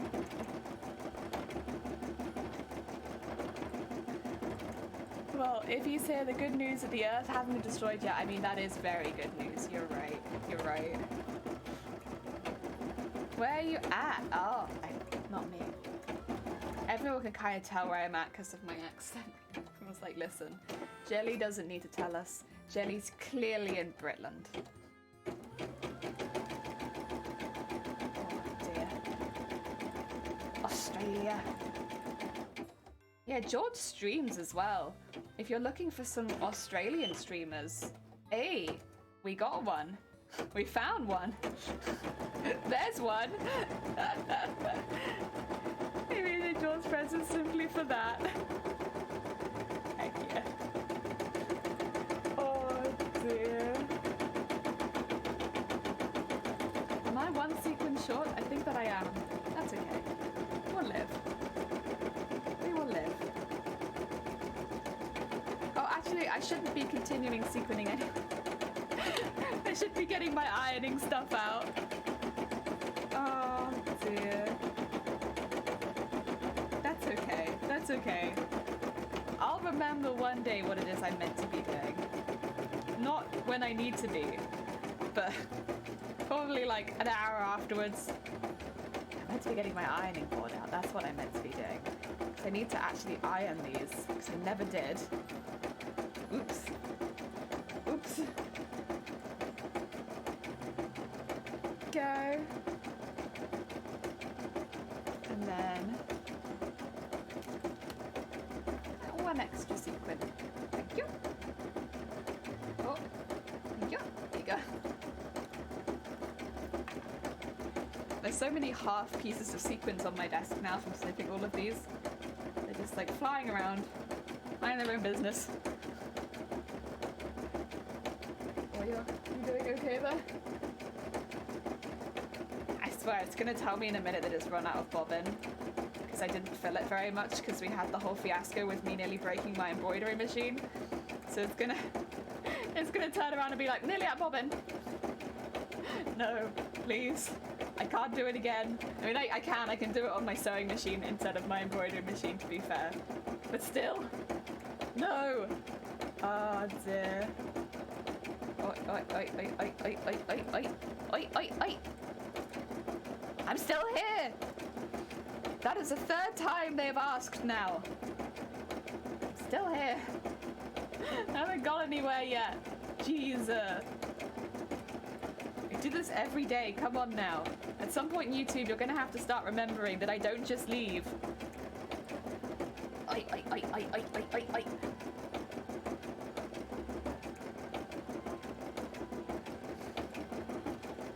Oh dear. What's up to that? I guess Australians West Coast. I have friends in Sydney. 10 hours, 11 hours ago in the UK. I'm also South Australian. Yes, Sydney is 3 hours ahead of me. Aye. Nice. Nice. You know, every now and again, it doesn't happen too often anymore. I still have my accent, what do you call it? Accidentally thought of as Australian. But I don't think I sound very Australian at all. I think I have a quintessentially British accent. Every now and again, someone's like, oh my god, Australian? No. Very, very British, I'm afraid. Very British. Sorry. That being said, if you're looking for Australian, we have George here. And these are lovely streamer.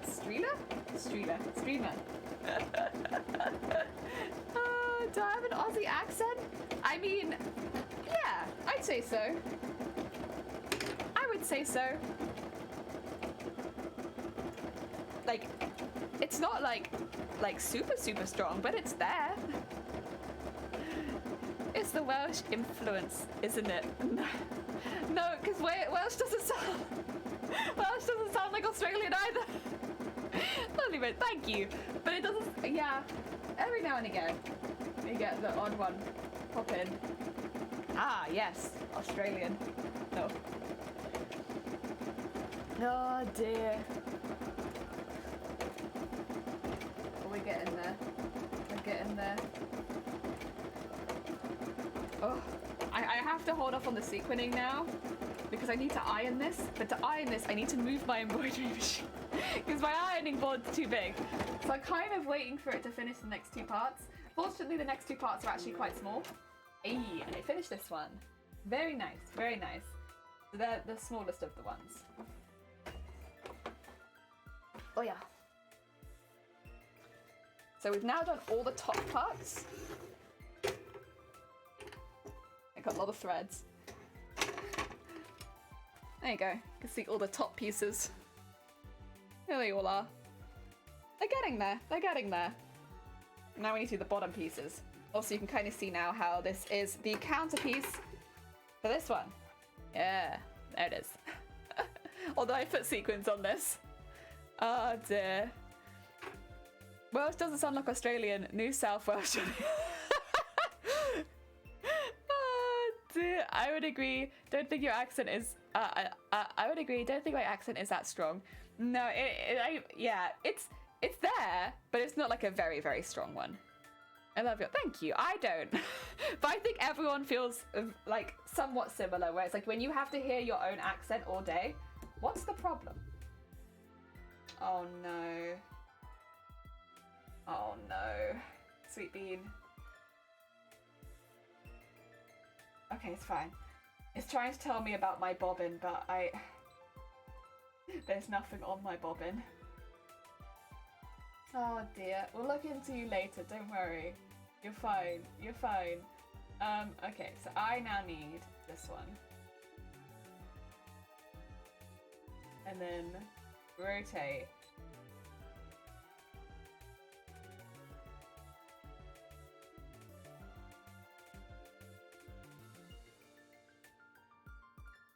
That. There you go. Yeah, that's right. Okay. Edit end. Embroidery. That's the one. That's the one. Because when it comes, yeah, I get you. I get you. Please make you understand why it's so thread intense, right? It's big. It's very large. Like, look how big it is. It's a very big piece. Yeah. It is the biggest one we're doing for the bodice, but it is huge. And there's a lot of outlining and stuff like that. So the way that I've done my armor, I've kind of done this on purpose.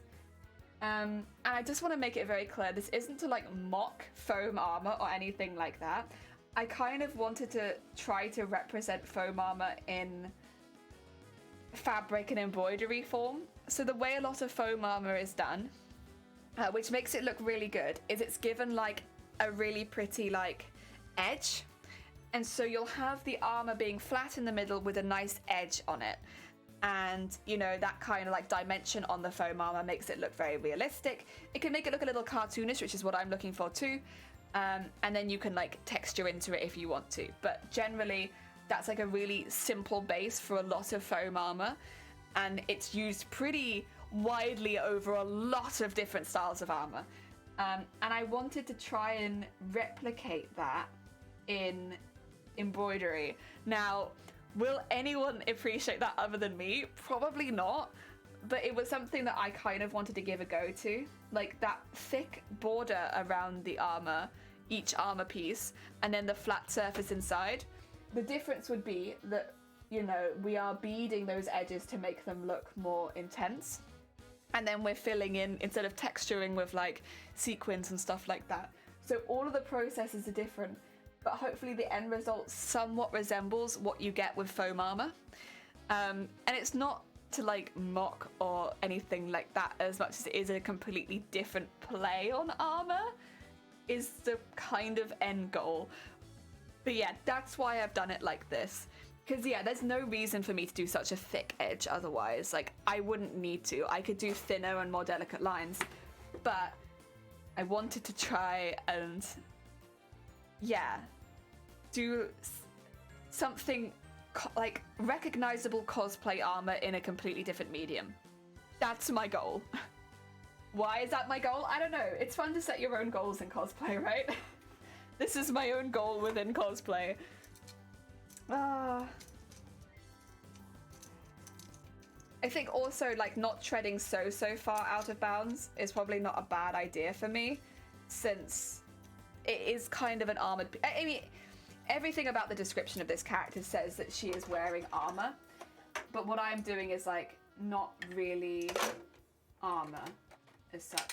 So, like at least not what would be recognized as traditional cosplay armor. So it's probably not a bad thing that I'm trying to do something that's a little bit easier to recognize as armor.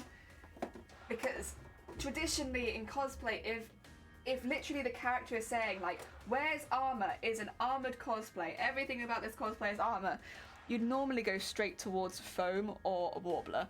Like that'd be your first go-to. It gives you that stiffness, it gives you the shape, but that's not what I've done. So yeah, I guess to kind of cover my own back a little bit, following the same shapes at least as foam armor, I'm hoping will make it recognizable that it is still meant to be armor, even though it's made up of completely different materials. Yeah, fingers crossed, at least. We shall see. We shall see. It's a risk, that's for sure. Oh, and thank you for putting the cosplay in the chat. Yeah, if anyone wants to go actually check out a bit more of a description of the character we're cosplaying, there's a link with the picture and everything like that. All in that, all in that.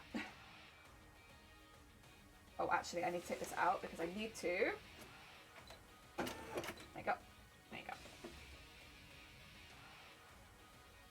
Yeah, but the description literally, it is armor. Armor. But like, we are like fabric. And not using even leather or anything like that, so. Yeah, well, again, it says it somewhere. There it is. An armored female warrior, not an armor with a goddess as a living shield.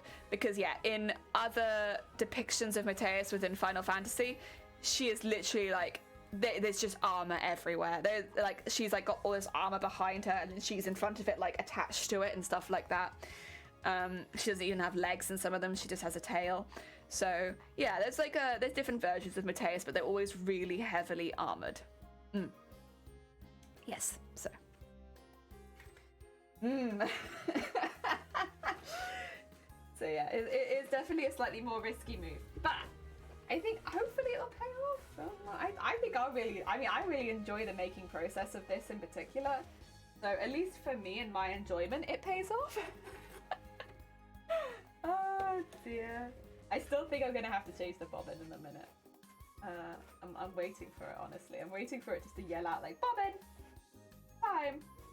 Okay. Okay, guys. Let's see. Is that about right? Yeah, it's about right.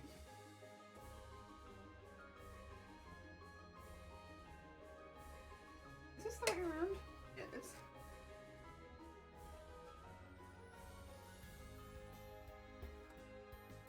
Ooh!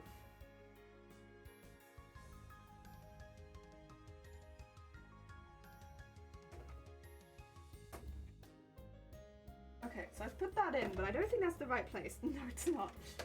So I managed to fit it in, however, completely the wrong place. That's okay. Just, you know, wiggle that forward maybe a little bit.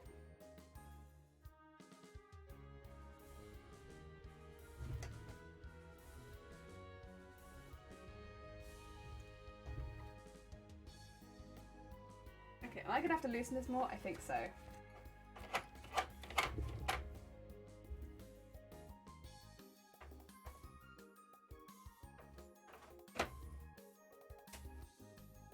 Come on, get in.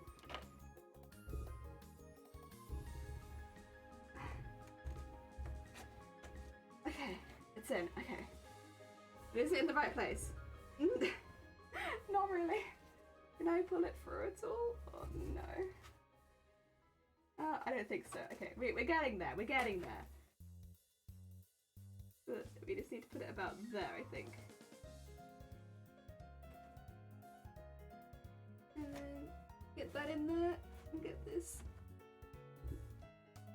Come on.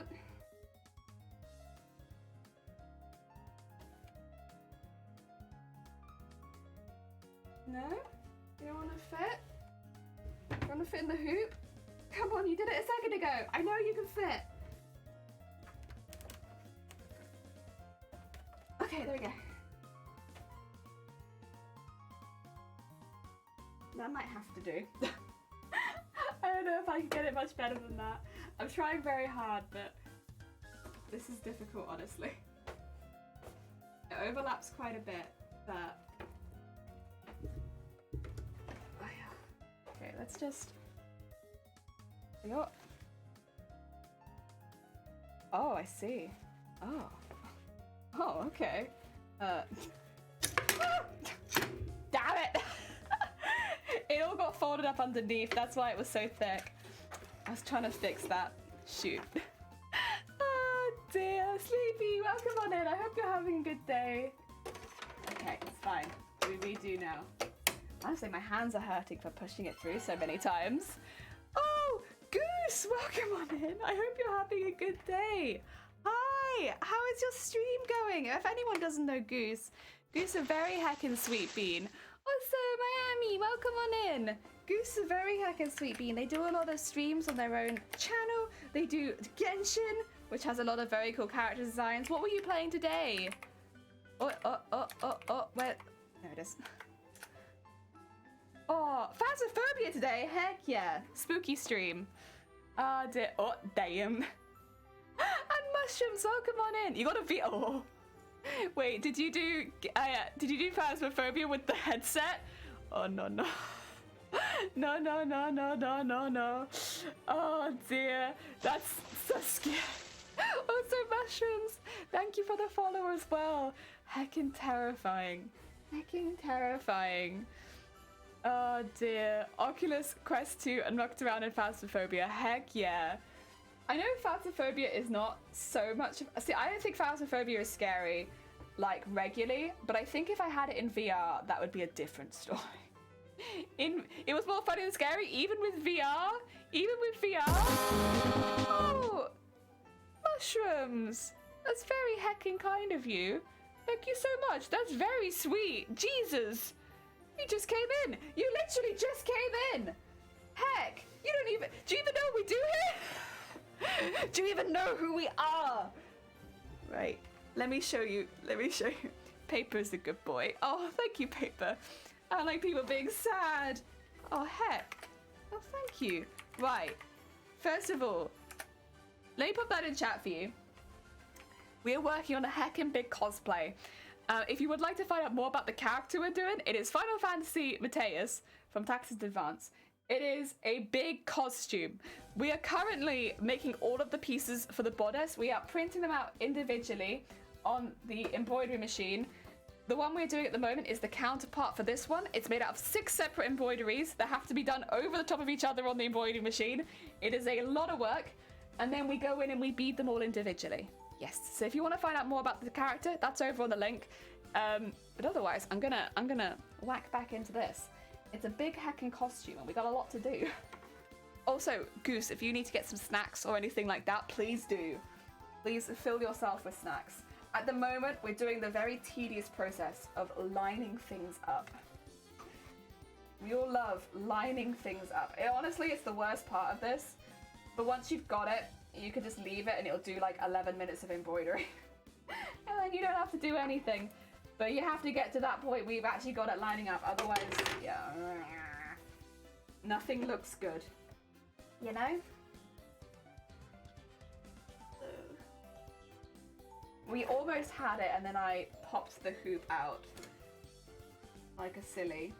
So, I'm having to do it again immediately after. But that's okay. I've done it on basically every piece. Oh dear. I thought you said buttocks. I was very intrigued. Final Fantasy Buttocks Advanced. To be fair, we're not doing a butt cosplay, but we have got assless chaps specifically for this costume. Yeah. Oh, a lot of heavy work. Yeah. Gonna grab snack. Good. Get some good snack. Thank you so much. And yeah, I'll have a lovely stream. You have a good jelly? Yeah, you have a bean. Got a little jelly bean. You got the jelly bean. Oh, yeah, come on. Oh my god. I'm gonna be so strong by the end of this project. That's too far in, isn't it? Too far. Okay, it's fine. It's fine. We try again. We just have to scoot it over here a little bit. And then maybe up a little bit. Yeah, there we go. Line that a little better. And then... Ooh. Ooh. Oh my god. Okay, push hard, push hard. There we go. Get all that bit in. Oh, did it do the same thing again? No, we're a bit closer. That actually might be okay. It is overlapping quite a bit, is my only concern. Might be able to get away with it though. I will take this off the hook.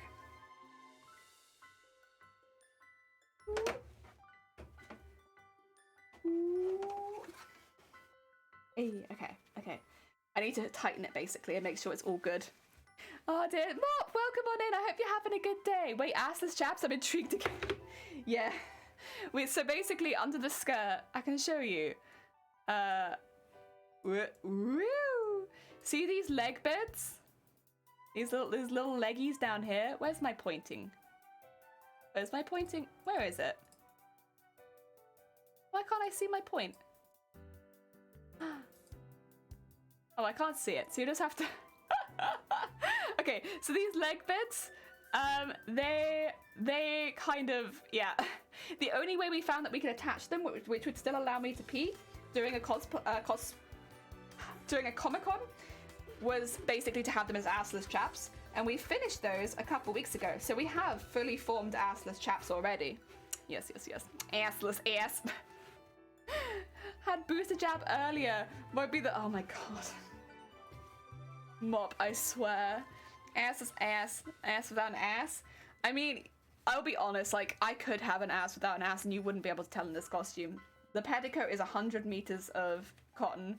We then have a harness, tights, bloomers, assless chaps. Like, you will not see my bottom half in this costume. Like, not happening. There's so many layers.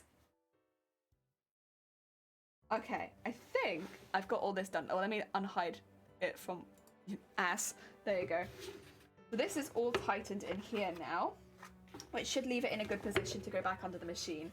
I still think it's going to ask for my bobbin to change, but that's all right. That's all right. We can handle that. If it does, I'm going to change it on the sewing machine this time. We learn from our mistakes. This time it'll be on the sewing machine. And put that back in there. And I'm going to let it do its preliminary line.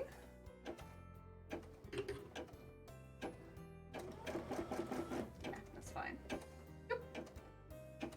A little bit over. Oh yeah, you do that too. Aye.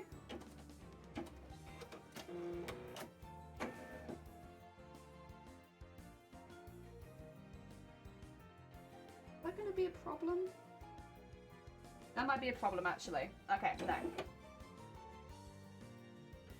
Right. So I might have this tilted badly, because I think it's going to hit the wrong part. Yeah. Ah, yeah. That's alright, that's alright, that's alright. I have to redo the hoop, but unfortunately, it is as it must be. I must redo the hoop because it's not tilted well. What will happen right now is it's going to hit another embroidery at a really awkward place and leave me with like an overlap that I don't want. Is how it is. Bloomers, now I want, I guess, pics of that go on OnlyFans, wink wink. Now they all just go on Twitter. Oh, you... Oh, I was going to say like, oh dear, no, wait.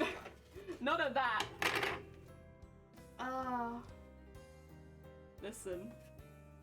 I may have misunderstood slightly.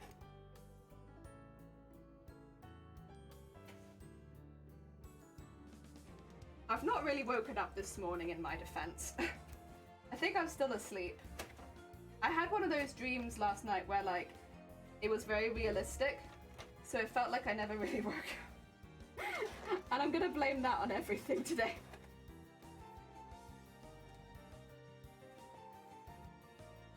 I'm sorry, I thought you meant the assless chaps, and I was like, yeah, I just put them straight on Twitter. They're there. Oh yeah, yeah, yeah. Oh dear. That's the magic trick. I'd love to show it to everyone. What's your magic trick? What's your magic trick?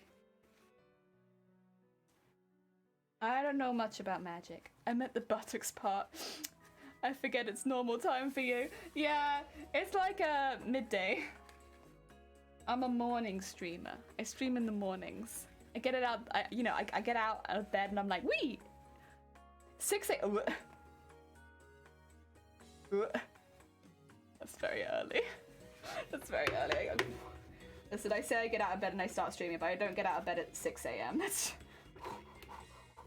early.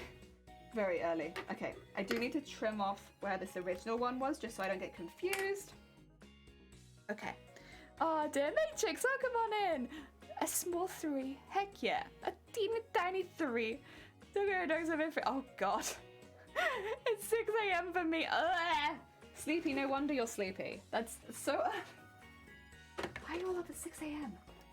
I guess for work, I get up at 6 a.m., but like, that would be the only reason I'd be up at 6 a.m. is for work. Anything else, and it's like, oh hell, absolutely not. Alright, is this better?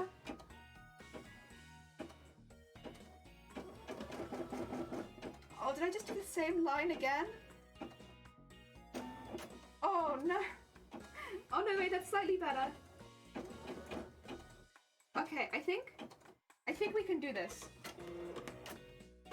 This is better. It's not perfect, but it's better. We'll handle this. We'll handle this. Okay. Fine. It's fine. It's okay. We'll handle this one. This is like, in the morning I pass out again. You know what? No, fair enough. Fair enough. I get up and I'm like, go. I don't make a lot of sense first thing in the morning, but I have to have a cup of tea pretty early, which means I have to get up out of bed. Oh, my defense is getting tested for narcolepsy soon. Oh, heck. So you're having one of the sleep tests where they do the sleep, they do your sleep, the sleep checks? Heck yeah. Good luck with it. I hope it goes well. Genuinely. Oh, dear. Yeah, I hope it goes really well. Oh, dear.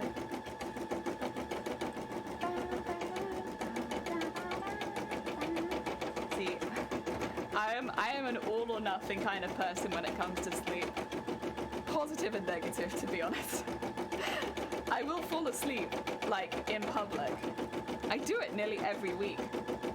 It's probably the negative part. The positive part is when I go and lie down on my pillow, immediately fall asleep. Ah, dear. So, like, that's good. The bad part is the falling asleep in public. Listen, I find certain things just make me fall asleep. One of them being trains. Buses too. Trains and buses just make me fall asleep. And like, you wouldn't think, because trains and buses, especially during rush hour, are like noisy, they're smelly, they're loud, they're busy, and I'm just there like, yeah. Nice relaxing time to go to sleep. So nearly every time I'm like, right, let me make sure I'm like sitting on my bag just in case I go to sleep. Oh dear. I really sleep at night before last. I know stuff like, oh god. See, now that I wouldn't function on 3 hours. I couldn't. I need at least like 7 hours sleep. I can't even drink tea in the morning. The water makes me pass out. No! Is that a programmable sewing machine? No. So this is an embroidery machine. What you do is you digitize, kind of like Digimon, you digitize in a software it's a separate software. So like you draw up your pro stuff in like a drawing software like Photoshop or something like that. Take it across to your digitizing software. In my case, I have Embed, which means you can order up your stitching. So you can have, like, for instance, I said do those outside perimeter stitches first to make sure I was happy with where it was being placed, and then do your fill stitches. And you can choose the colors and stuff like that. And then you set it up in the one that matches your brand. So in my case, that's PES files because it's a brother machine.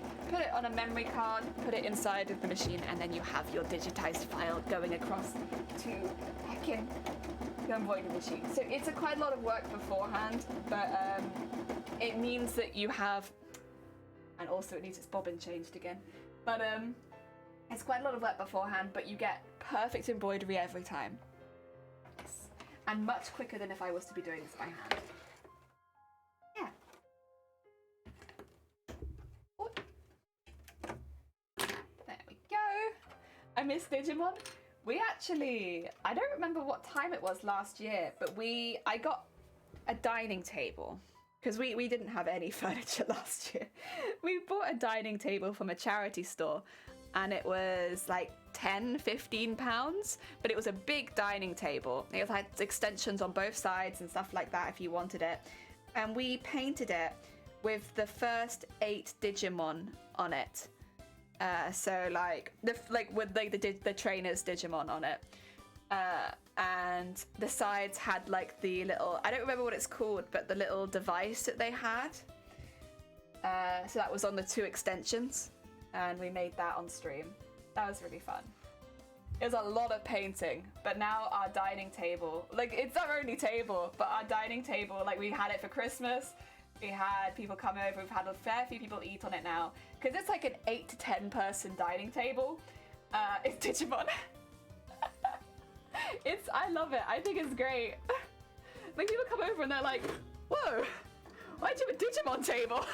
Like because our dining table when we bought it was really scratched up and it needed so much. We had to like wood fill the entire of the top of the dining table because it had so many like really thick dents in it, and so it wasn't really very useful as it was. But once we'd done all the wood filling, it didn't look very good, and so we wanted to paint it. So we painted it black and then did Digimon all over it. Remember it? Heck yeah. That was fun. It was a bigger project than I thought it would be, but then it was a very big table. And yeah, painted all the Digimon onto it. So now we have a Digimon table.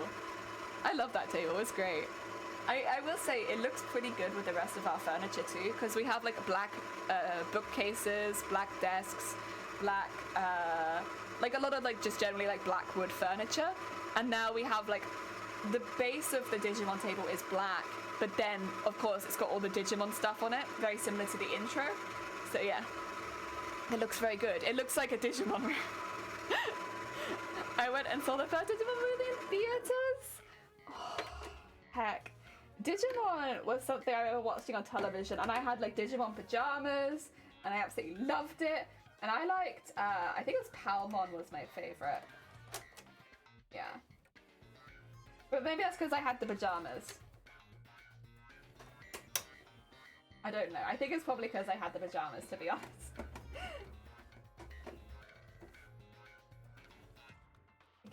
Yeah, it was good. It was really good.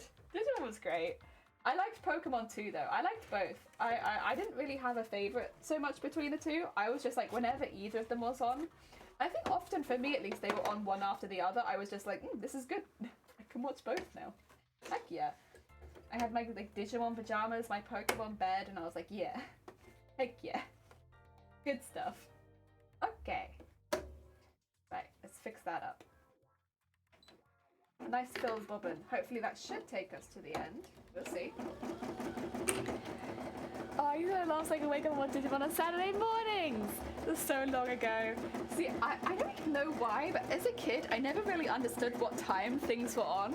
So I'd wake up and be like, well, sometimes the thing I like is on, and sometimes it's not, and it's because I'd be waking up at different times. So I never quite got into my head, I think, that, like, things aired at specific times every week. I just kind of would wake up and see what was there. Oh, dear.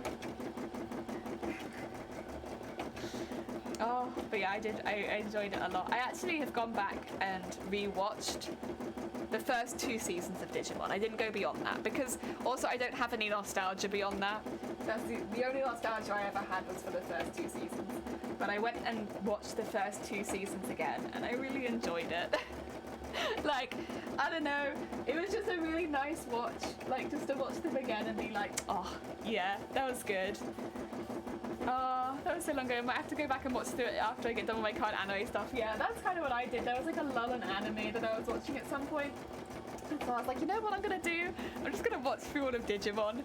And yeah, I did the first 2 seasons and I was like, hell yeah. This was nice. I remember I also tried to rewatch Sailor Moon at some point, and there is nostalgia in Sailor Moon for me. But damn, I used to love the main character of Sailor Moon, like Usagi. I loved her. And I don't love her anymore. I rewatched it and I was like, ah! It's like, it was just like, ah, I can't take this. Ah! Like, I did it. I rewatched it, but ah! I mean, I think Sailor Mars was always my favorite. She still is my favorite. Sailor Mars is best for me. But I did like Sailor Moon too, and I just can't get over it. Dear, been a huge anime kick the last few years. I watch a lot of anime. I like anime a lot. I mean, it doesn't necessarily come with a territory when you do cosplay, because you might only cosplay from games or just comics or stuff like that. But I definitely like anime. As a young man, I'd always watch Detectives of my mother. She didn't let me watch cartoons on television. That's, you know, but then you probably have nostalgia for the detective films, right? I watch detective films with my family too. So I have some nostalgia there. Ah, dear.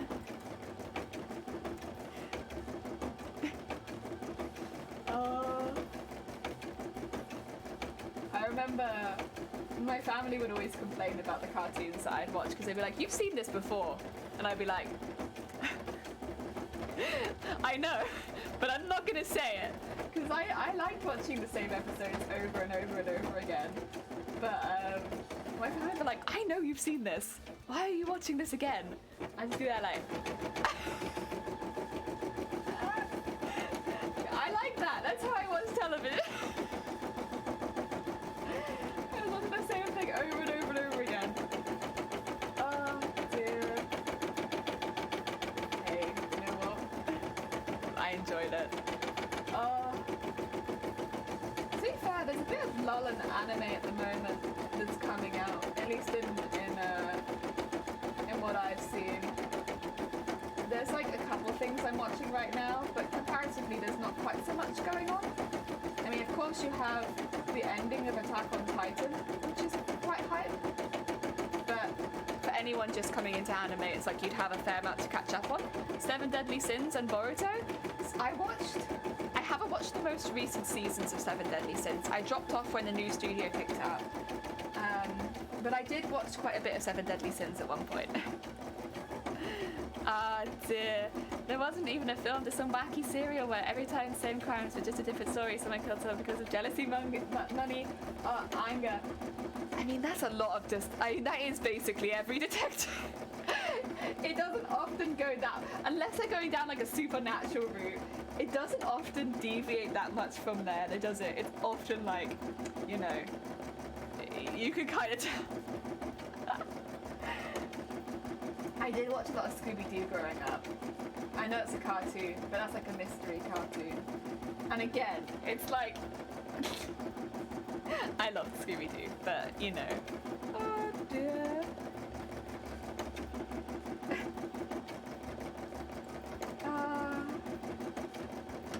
There is actually a cosplay anime coming out right now.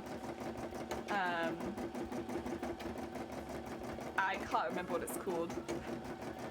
But it's, I've seen some screenshots of it where they show you how to make cosplay shoes, and I was just there like, ooh, someone's done their research, because that is legitimately how I make my cosplay shoes. Like, we just made cosplay shoes. I'm about to post some pictures online actually. But like, I just made cosplay shoes in the exact method that this anime is told you how to make cosplay shoes. And I was like, oh, okay. Because cosplayers do shoes in like a bit of a like it is a much simplified version of like how you'd regularly do shoes for a costume. And everyone follows a very similar method if you're making your own shoes. But it is very much cosplay specific. I think outside of cosplay, you don't really see this method. And I was kind of shocked to see it. I was like, oh, okay, someone's done their research. Kind of love that. So I'm kind of tempted to kick into that because I wouldn't normally watch it, but like, I don't know, I kind of like that. Oh dear. I think that's kind of sick. You know what? Yeah, you show me how you make your shoes. That's sick. Oh dear, with CSI down, that's a whole new world. That was awesome. CSI? I don't think I've seen very much CSI. I've seen a little bit. Oh dear. I'm on season 4 of 7 Deadly Sins. I'd have to check to see how many I've watched because it was a while ago. My big kick started back in 2019, so 2020. I started watching it when I was in college. So I would have been around 16 and I'm 26 now, so 10 years ago. I don't know what year that is. That is like 2011, 2012. Yeah, probably 2011, 2012 was probably when I started watching anime properly. But I mean, it just probably means like, I don't know, probably still watching the same shows today. Oh dear, I've been watching it for a while. I like anime. I started watching animes I hadn't seen at that point. Yeah, I mean, the thing is, comparatively, when I started watching anime, you'd still be kind of watching it on YouTube sometimes because you couldn't find like a legitimate way to watch it. And so you'd be watching like 3-minute clips all stacked together, like as I was starting, like in 2010 and stuff like that. That's how you'd kind of watch anime sometimes. It wasn't great and it definitely wasn't legal, but like you get like a 3-minute clip on YouTube and then you go to the next one and the next one and the next one. And that's how I started watching anime. And it was like, okay. And then there of course are like famous sites for anime that were like, again, not legal, but now it's on Netflix. It's, you know, they've got Crunchyroll's got loads, Funimation's got loads. You can watch them on there without having to pay unless you want to watch them as they air. And yeah, there's so many services now for watching anime. It's a lot more easy. It's a lot more accessible. Dear Ro, welcome on in. I remember the YouTube anime clip watching. It was something. It literally would be like a playlist of 3-minute clips, and every now and again one would be missing, and you'd miss some like vital context for the episode, and you'd be like, "What's going on?" End of the day, 10 years ago. Yeah, I'm an old lady. Old lady. Really. I mean, I guess as far as anime goes, maybe, but like, oh dear. But yeah, I introduced to anime was back when Dragon Ball Z came out on Tsunami back in the day. Oh dear. Also, Monster by Zoe, been lurking the past hour or so. But it's time to get out of the shouts. Anime, isn't it? How goes it? Anyone doesn't know Zoe? Zoe is a very hacking creative bean on Twitch. If you're looking for more creative Twitch beans, there's one. Found one. We got one. There they are. I hope you're having a good day, sweet bean. Oh, I know. I'm just trying to go back. Let me set up the last embroidery quickly. Oh dear. Yeah, there's so many that I used to watch. Like that's how I first watched Full Metal Alchemist, and that's why I watched Full Metal Alchemist out of chronological order. It's because I watched it on YouTube. Oh dear. But now there are so many ways you can watch things, and it's so much better. So much better. Ah dear. In 4th grade, it's on 9th, I'm 33 now. Heck. I guess technically my introduction would have been like Sailor Moon. But then when I was watching like Sailor Moon and Digimon and Pokemon, I didn't know what anime was. So I don't know if it counts. I don't like that Netflix are releasing episodes for JoJo. I need to wait 12 weeks for 12 new episodes. Yeah, so they don't do simulcasting. They do like it all at once a lot of the time, Netflix. But for anyone who's new into anime, I think it's great because it opens a massive library without having to pay for an extra service, because a lot of people have Netflix anyway. Oh yeah, Sailor Moon was anime. I'm not saying that it's not. I'm not saying Sailor Moon, Pokemon, and Digimon are not anime. I just didn't recognize them as anime because I was like 4. When I watched them, I was so young, I didn't know what anime was. Oh dear. Oh, man. So good, Sunny. Heck yeah. I'm glad you've got the sun. I recognize Pokemon, Digimon, and anime. Yeah, I was gonna say, when I was little, I was just like, it's just like, as for, because they air on television with everything else, it was just another cartoon. But technically, it's an animation made in Japan. It's another anime. But like, you know, I wouldn't have recognized that. I was a child. Oh dear. Back then, every Friday was JoJo Friday. JoJo Friday. I am only 2 seasons into JoJo. I'm still very behind. And now that they're airing season 6, and I'm just like, Jesus Christ, I just get more behind every year. Every year I just get more behind. Ah, dear. I call those digital cartoons. Technically, I understand where you're coming from. Technically, any animation that comes from Japan is an anime. But I get it. I think a lot of people just see them as cartoons because, you know, they were broadcast alongside everything else, alongside Sonic and SpongeBob and all of that. Ah, dear. The first was Soul Eater, and I do believe that Oran High School Host Club. So the first things I watched when I was looking for anime, I literally typed anime into YouTube. And you know what came up? Do you know what came up? So technically, the first anime that I watched when I was looking for anime was High School of the Dead, because that's what came up when I typed anime into YouTube. So the first anime that I watched was High School of the Dead, and I watched the whole thing on YouTube. And I was like, I think I understand what anime is now. And then I didn't watch any more anime for a while because I was like, okay, I think I get it, right? You know, sure, but I don't know if I really want to watch it right now. I don't know if this is really what I'm looking for. It seems a bit weird. I'm a hold off. So I didn't watch any more anime, and then I watched, I think it was Another, and then it was Full Metal Alchemist out of chronological order. I know what Bakugan is, but I never saw it. And 2020 kicked off a slew of anime viewing for me. Yeah, there's a lot of good stuff out there.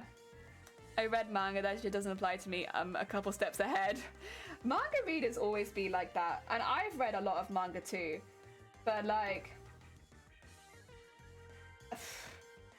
there you get a very, okay, my opinion, you get a very different experience from reading to watching things, and I often find that I will still choose to watch things even if I've read it as well, because I like both. Do you find the same, where you're like, I like having the full experience? If I really like a series. If I don't like a series when I've read it, I don't bother watching it if it gets an adaptation. But like, for instance, with JoJo, if you've read ahead and you're like, I've read all of season 6, 7, you know, and you know it's gonna be good, do you still watch the anime because you're like, but I want the whole experience, I want all of it? Because I do. Yours is Fruits Basket, so that's a good one. Naruto Shippuden, you did One Piece, Bleach, Demon Slayer, Rurouni Kenshin, Hunter x Hunter, Fairy Tales, Stray Dogs, Bungo Stray Dogs, yeah. It was Bleach. Everything out of chronological order. Yeah, out of chronological order, it's not that good. The emotional scenes go completely flat. I was just there like, I watched like the Edward scene, and I was just there like, who's this girl? Who's this dog? Like, what's going on here? I don't understand why, like, what's going on? Because I watched it really, like, out of order, and I did not care. Gundam Wing, Outlaw Star, Cowboy Bebop, Trigun, and Desert Punk. Nice! I also have quite strong opinions about Cowboy Bebop that people don't tend to like, because I don't think it's as good as people say it is. I think it's alright. I think the music's fantastic, but I think the pacing's awful. I would advise to watch JoJo, but it's absolutely trash at the beginning. So, it's one of those series that gets better, but I agree. The first season, I'm sure it's one that people look back on with fondness, but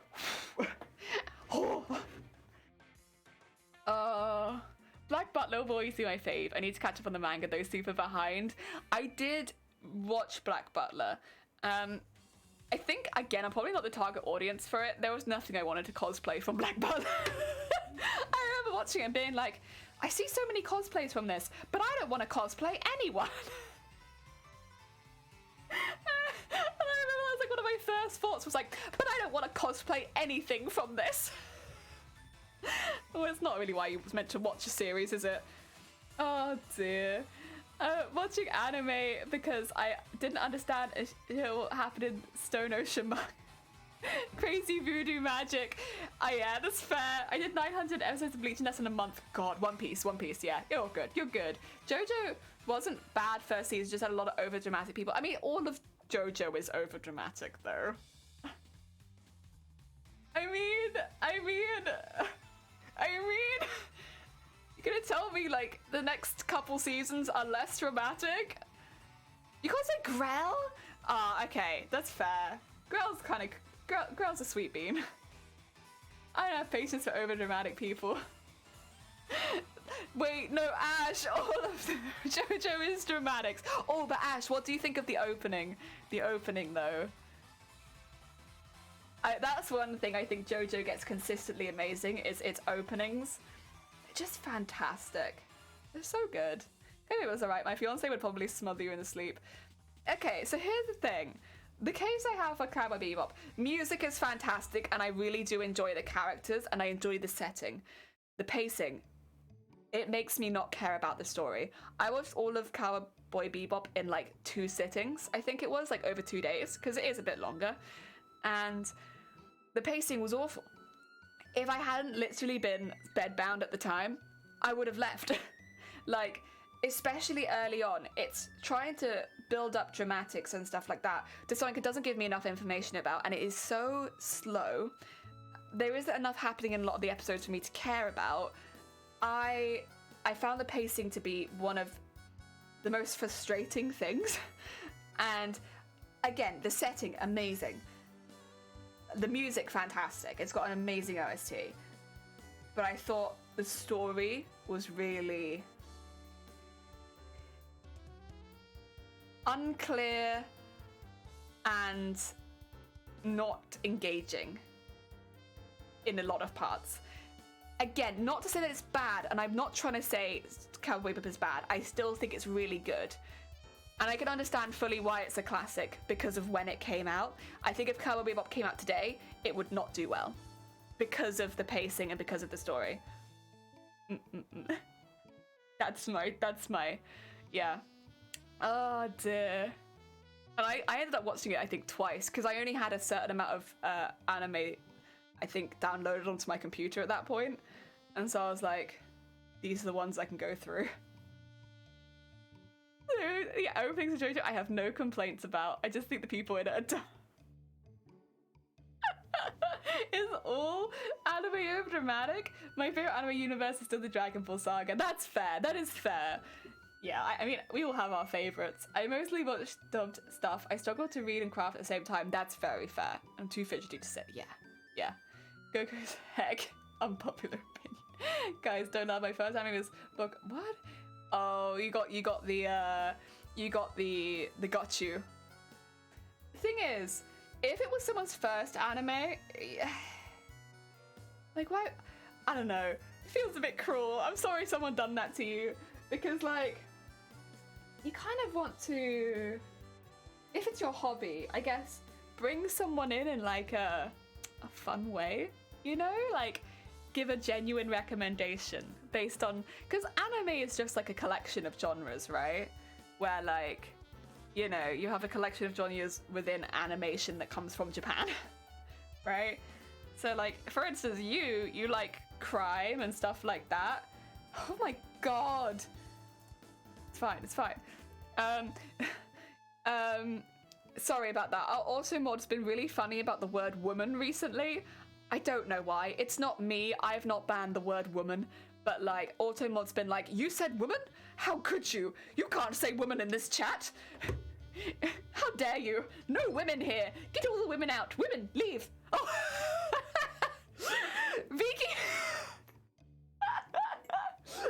Vicky. I hope you're having a good day. Sorry, not you. Welcome on in. And hi, Ozzy. Hi, Junk. Hi, Yog. Women. Are there any women here? No. Sorry, we have Automod having a bit of a problem at the moment, where if anyone talks about women in chat, they get banned. No, they get their comment held. Oh dear. If anyone hasn't met Viki before, Viki is such a sweet bean. They do like chat streams where they talk about specific subjects and explore it in detail. They're really heckin' sweet. If you haven't checked them out, definitely go send them some love. They heckin' deserve it. I hope you had a good stream. Oh dear. You know, in Growing Boy last I checked, woman, ugh. Come with new euphemisms. We did that, Wampa. We had that. We had a real issue with ass women, which was having ass and women in the same sentence was a problem, which was really difficult when we were making assless chaps. Because I am a woman who will be wearing assless chaps. And that was like a no, you can't do that. That's not allowed. But like man and ass, that's fine. Woman ass, get that out of here. We can't have that. So we were like trying to find it around, like ways around it. We had, I think we had some really awful ones. Ovary wielders, moon sisters.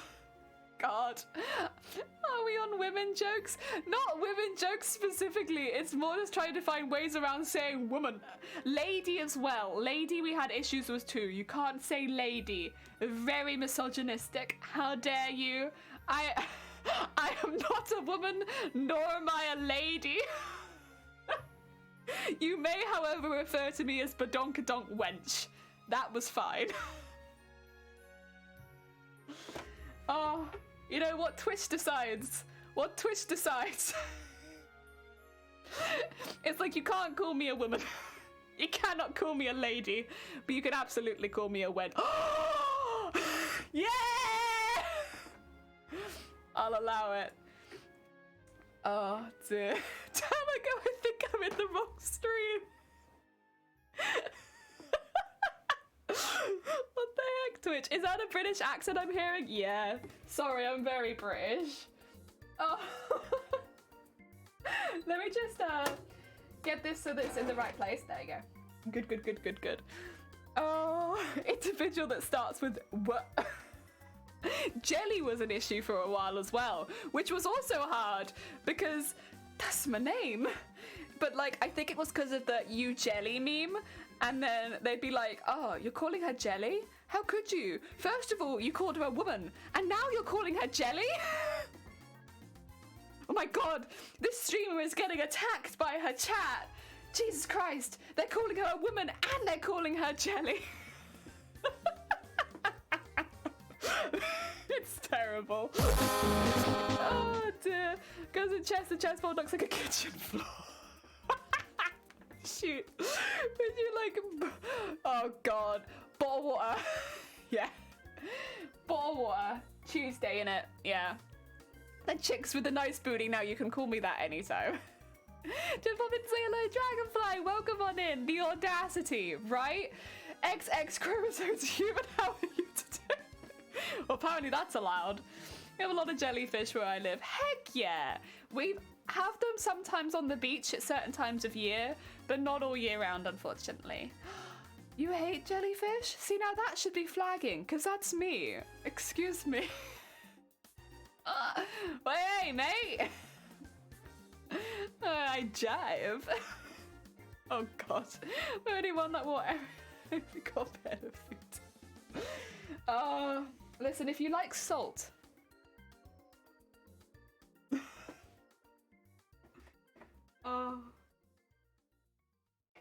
Where? I actually like British cuisine, but I might be biased. As a British person. I don't like salt very much though, I will say that, not keen. Salt tastes blech. Blech. Oh dear. There's my crosswalks. Wait, crosswalk? What the hell is a crosswalk? You've been stung by them? We don't have sting ones around here. We get like the moon jellyfish. They don't sting. They just around. I got stung all over. You're the only jellyfish to who I make an exception. Heck yeah! Honestly, I hope you're having a good... Oh my god, did you put sunglasses on the heck? Heck yeah! I know much more French food than British food. We have a lot of heavy food, but it's like good. Like you want a full English? You want pastries? We got meat in our pastries. We got pies, meat, pastries. We got Scotch eggs, sausage roll. Oh yeah, nice. A lot of meat in things. Like a Scotch egg is an egg inside sausage inside casing. Amazing. Do you want meat in your meat with your chicken inside? Fantastic. Oh dear. My nasty little beast. Nasty. Oh, crusty bread and butter. I do like crusty bread and butter though. Salt shall be in every French dish. That's the constitution starting now. More salt. As a French person lived in the UK for 8 years, I miss food. Oh, we have quite diverse cuisine. Like, especially in cities and stuff. Because there's a lot of other influence. That's what the British do. Speaking of food, it's lunchtime. Get some heckin' lunch. A lot of meat and things. There is a lot of meat and things. I have marks that look like I'm, oh, bless you, fair. Oh, heck. And they itch. Oh, no. Just nope. Yeah, I'm the only, I won't sting, I swear. I neither do moon jellyfish. A baguette.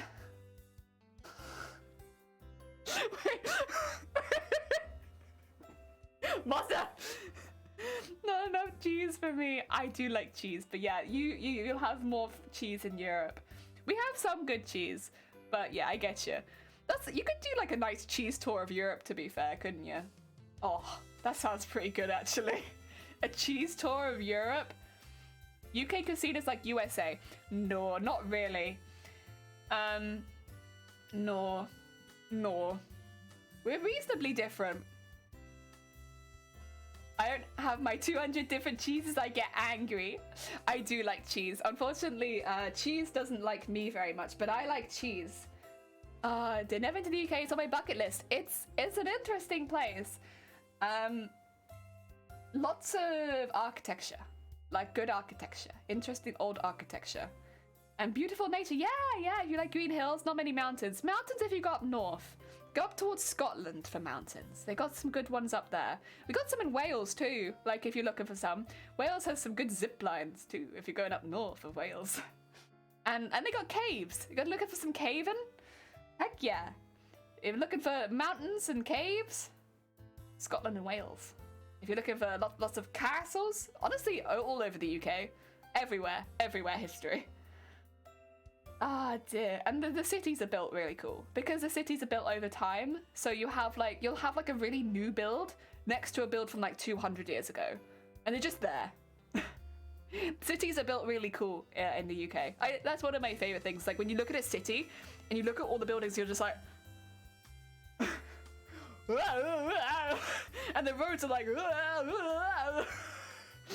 and it's like, yeah, oh, it's pretty good.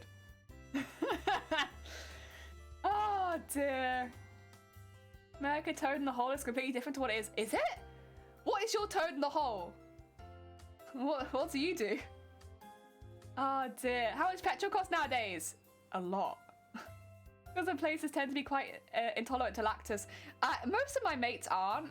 Like, it is just me. Out of all my friendship group, I'm the only one that can't eat cheese.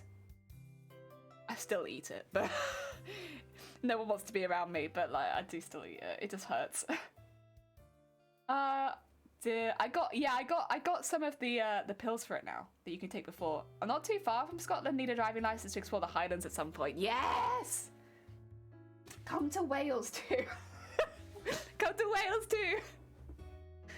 Lactose is the sugar content that causes up in. Oh, I see. So there it's like poached egg in a whole. Oh. Nah, it's meat for us, man. Everything is meat. That's how you could kind of sum up a lot of British cuisine. Not all of it, of course, because there's other things too. Mello, welcome on in. Thank you for the follow. There's other things as well. We have cakes and like sweets and stuff like that. But a lot of it is meat. Like, I want cheese anyways, heck yeah. Lactose and galactose come from milk. Okay, need to get some more sleep. Mushrooms, get some good Z. Thank you for popping by. Oh dear. Crucial questions. Are you from the good British or the bad British? AKA Scottish, therefore friendly British? Nah. Mate, I'm incredibly English. Incredibly English. Mate, I'm so sorry. I am incredibly English. I am here to, you know, terrible, terrible things.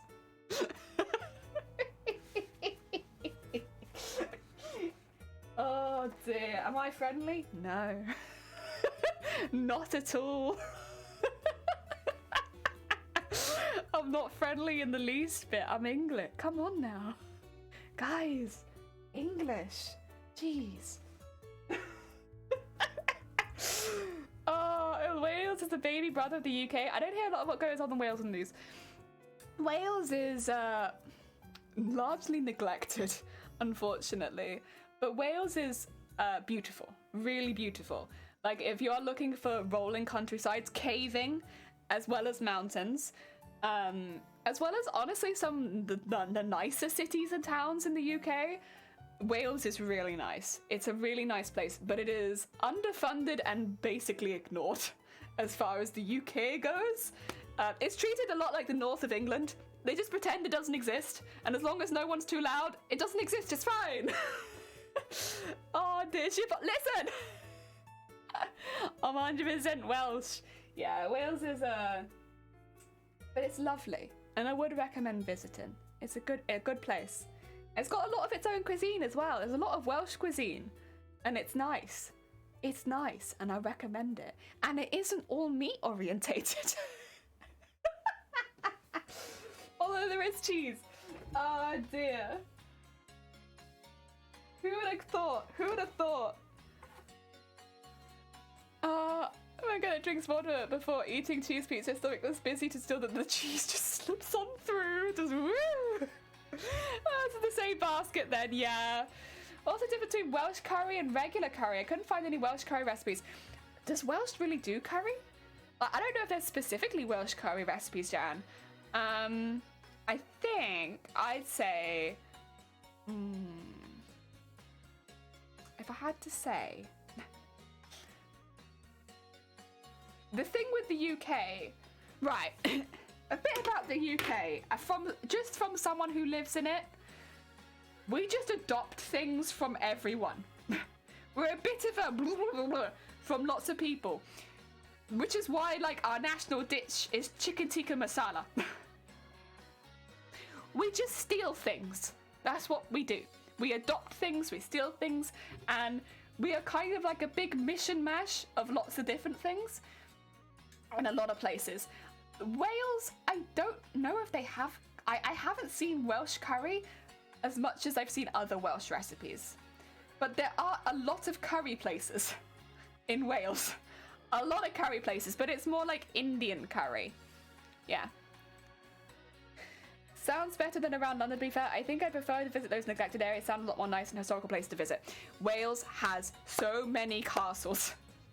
So many. And that's what attracted me to Wales in the first place, because I was someone who was studying architecture. So I was interested in all of the historical architecture that Wales had. Wales has so much in such a small area. There is so much. Like, you could just another one, another one. It's very easy to do a tour of a lot of the architecture in Wales. So if that is something that interests you, it's a great place to visit. And it won't be as busy as certain other areas. Yorkshire puds and mushy peas, not just me. Yeah, Yorkshire puds. Yorkshire puds are fantastic. Love cottage pie, yeah. Wait, is there a national dish? Not Sunday dinner? Nah, chicken tikka masala. One of my favourites. I love castles, but I think we have enough of them in France. I think we have a bigger concentration of castles in the world, honestly. I wouldn't be surprised. I think Wales would give you a run for its money. If it has to be the whole of the UK, maybe not. But if it's specifically Wales, I think they'd give anyone a run for... There's so many. You can't go outside for a castle. But a lot of them, unfortunately, have gone somewhat into ruin. Like, some have been upkept a lot more than others. There's a lot of them. And some of them have been changed into other things as well. I'd be interested in who has the highest density of castles. Maybe that's something I can look into for next stream. Because, yeah, there's so many. Because Wales is not a big country. But Jesus Christ, did it defend itself. Mainly against England. Nah, against everyone, but like England... The thing is, there's a reason I often feel like I have to apologise for being English. In this stream, at least. But I like Wales, and I don't really plan on leaving Wales anytime soon. It is somewhere that I have just come to find as home, and like, I don't think I'll be leaving anytime soon. It's, yeah, you know when you find somewhere and you're just like, yeah, this is home now. This is now home. That's kind of how I feel about Wales. Like, it just sort of became home, and now it's home. So I don't think I'm gonna be leaving. They kind of just got stuck with this English lady. Who's... yeah. Here I am.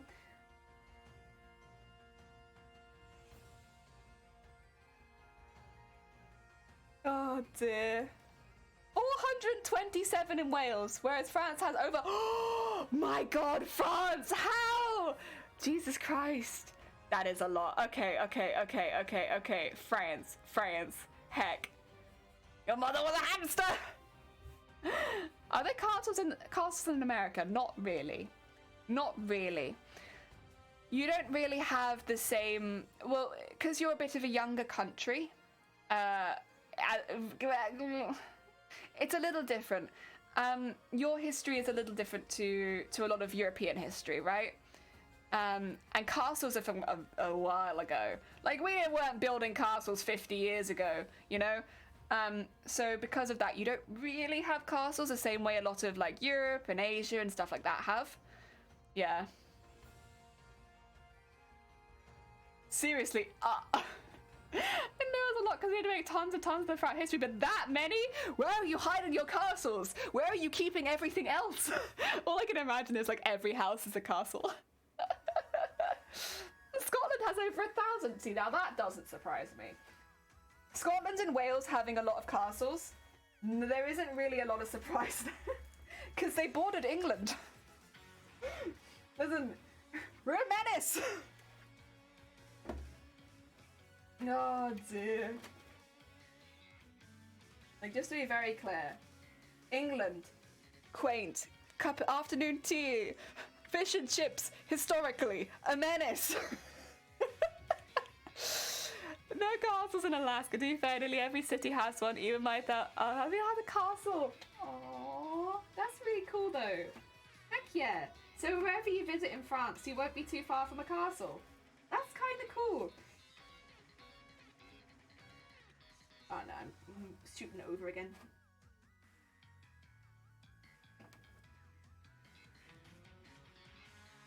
Yeah. Oh no, that's nowhere near, that's okay.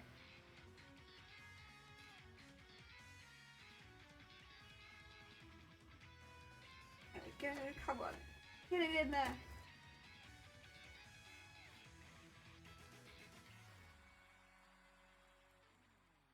Do I need to loosen it off a bit more? Maybe.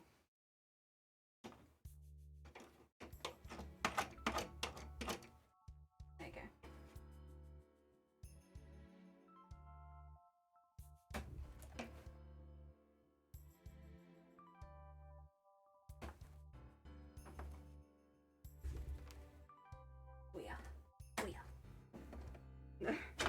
getting there, but not quite. Yeah. Is that it? And it's close. Thank you for the horn. Oh, take care, Sleepy. Look after yourself. It's very nearly. Oh, sorry. It's a baby part. So we're facing a castle. Oh my god. So many castles. Well, I would like to come visit France. Not invading, obviously, but like just to come chill. There's a lot that I'd like to come see in France, actually. So especially since you're not that far away. I was gonna come over before everything happened over the last couple of years, but then, of course, a lot of plans got put on hold. But there's still, you know, time. Just have to wait a little bit. Ah, dear.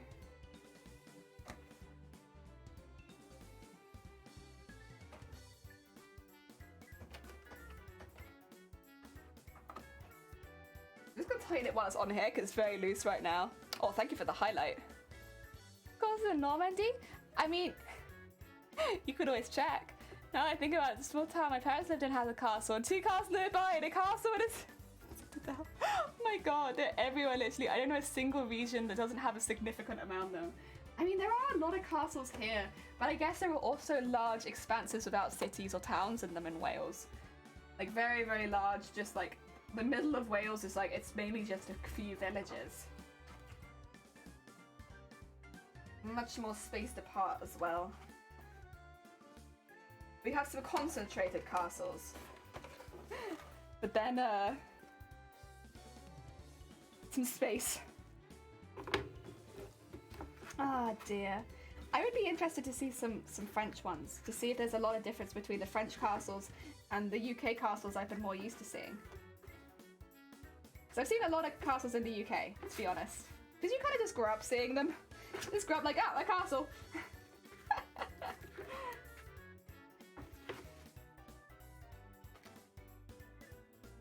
There we go. Why does everyone have castles? Because we were always at war. We were always like having to defend ourselves. Or like defend, you know, from something or someone else and stuff like that. There's a lot of history of defending and war and stuff like that. Yeah. Yeah, so that's why. All of the defending and wars and stuff like that unfortunately meant that there, you know, you build places where you can hold and defend and stuff like that. I mean, that's what castles were for. Occasionally castles were built for other things as well. Like, they'd be built for just somebody to go live in, like somewhere, like an away house. I know there's a castle nearby that was built as like a holiday home for someone, but it is like a legitimate castle. But, again, this is like way in history. Well in history. Where like you'd have your castle for your defences and your castle for your holiday home. This is well before planning permission was introduced, you know? They couldn't get away with this anymore. Oh dear. Oh yeah. Mods. Oh yeah, sorry, yeah, we don't have links. I'm sorry! Welcome to Europe. Millennials of wars between the Spanish, French, Brits, and Germans, pretty much every other European country. Yeah. Just Europe. Just Europe things. Oh no, is that at a really weird angle? Shoot. Ah, I can't do that. Okay. What I'm gonna do, because this is coming in at a really weird angle, I'm gonna do this separately and sew it in, because otherwise it's gonna be probably a nightmare, I think. Unless if I get it in at a better angle, this won't happen, I suppose. Oh, I don't know. Yeah, so this is not the right place for the hoop to be in for starters, but yeah, it's at a really awkward angle right now. Ah. It's a shame, because if it was forward just a little bit, this wouldn't be a problem. Okay, what I need to do then is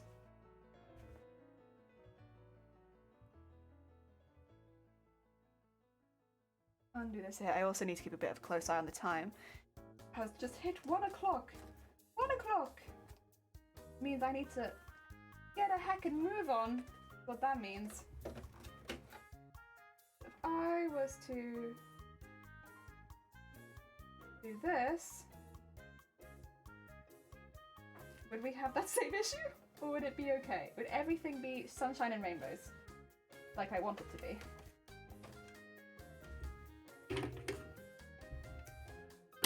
Kind of want it to be sunshine and rainbows, honestly. We could try. Oh, I don't know. I might have to do this afterwards, to be honest. I climbed turrets in Caerphilly. My team's to drink. You climbed a turret! My god. They were firing, I think, last I went to Caerphilly. They had, like, the trebuchet. And they were, like, not actually firing, but they were, like, doing stuff with it or something. It was cool. Dear, it's don't but I'm Russian. Nice. Nice. I thought if UK was an island, you'd be French by now. I mean... I'll be anything, honestly. Like, take me anywhere. I think there are definitely some patriotic Brits, but they're generally a bit older. Most of the young people are like, I'll go anywhere. Take me anywhere. At least in England. Aye.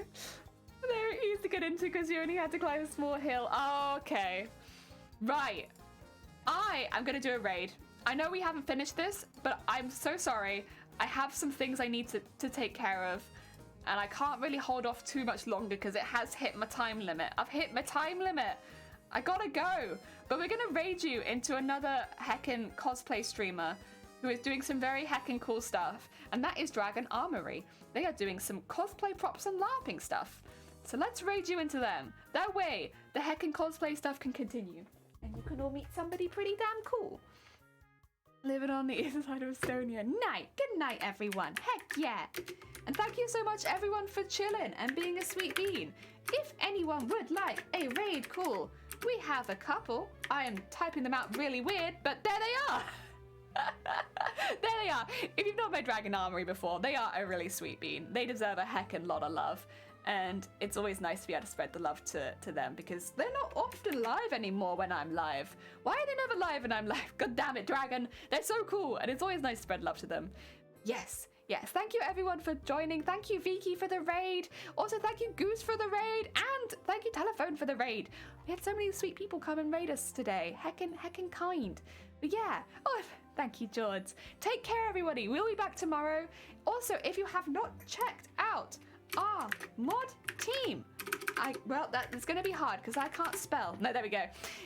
We have some really, really lovely mods. If you've not checked them out before, we got lovely, lovely mods. Oh yeah, you can't see my keyboard. Don't worry about it.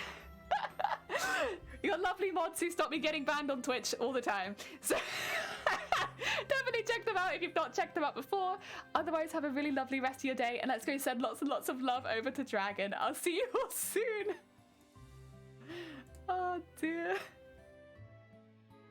Have we gone? Yes.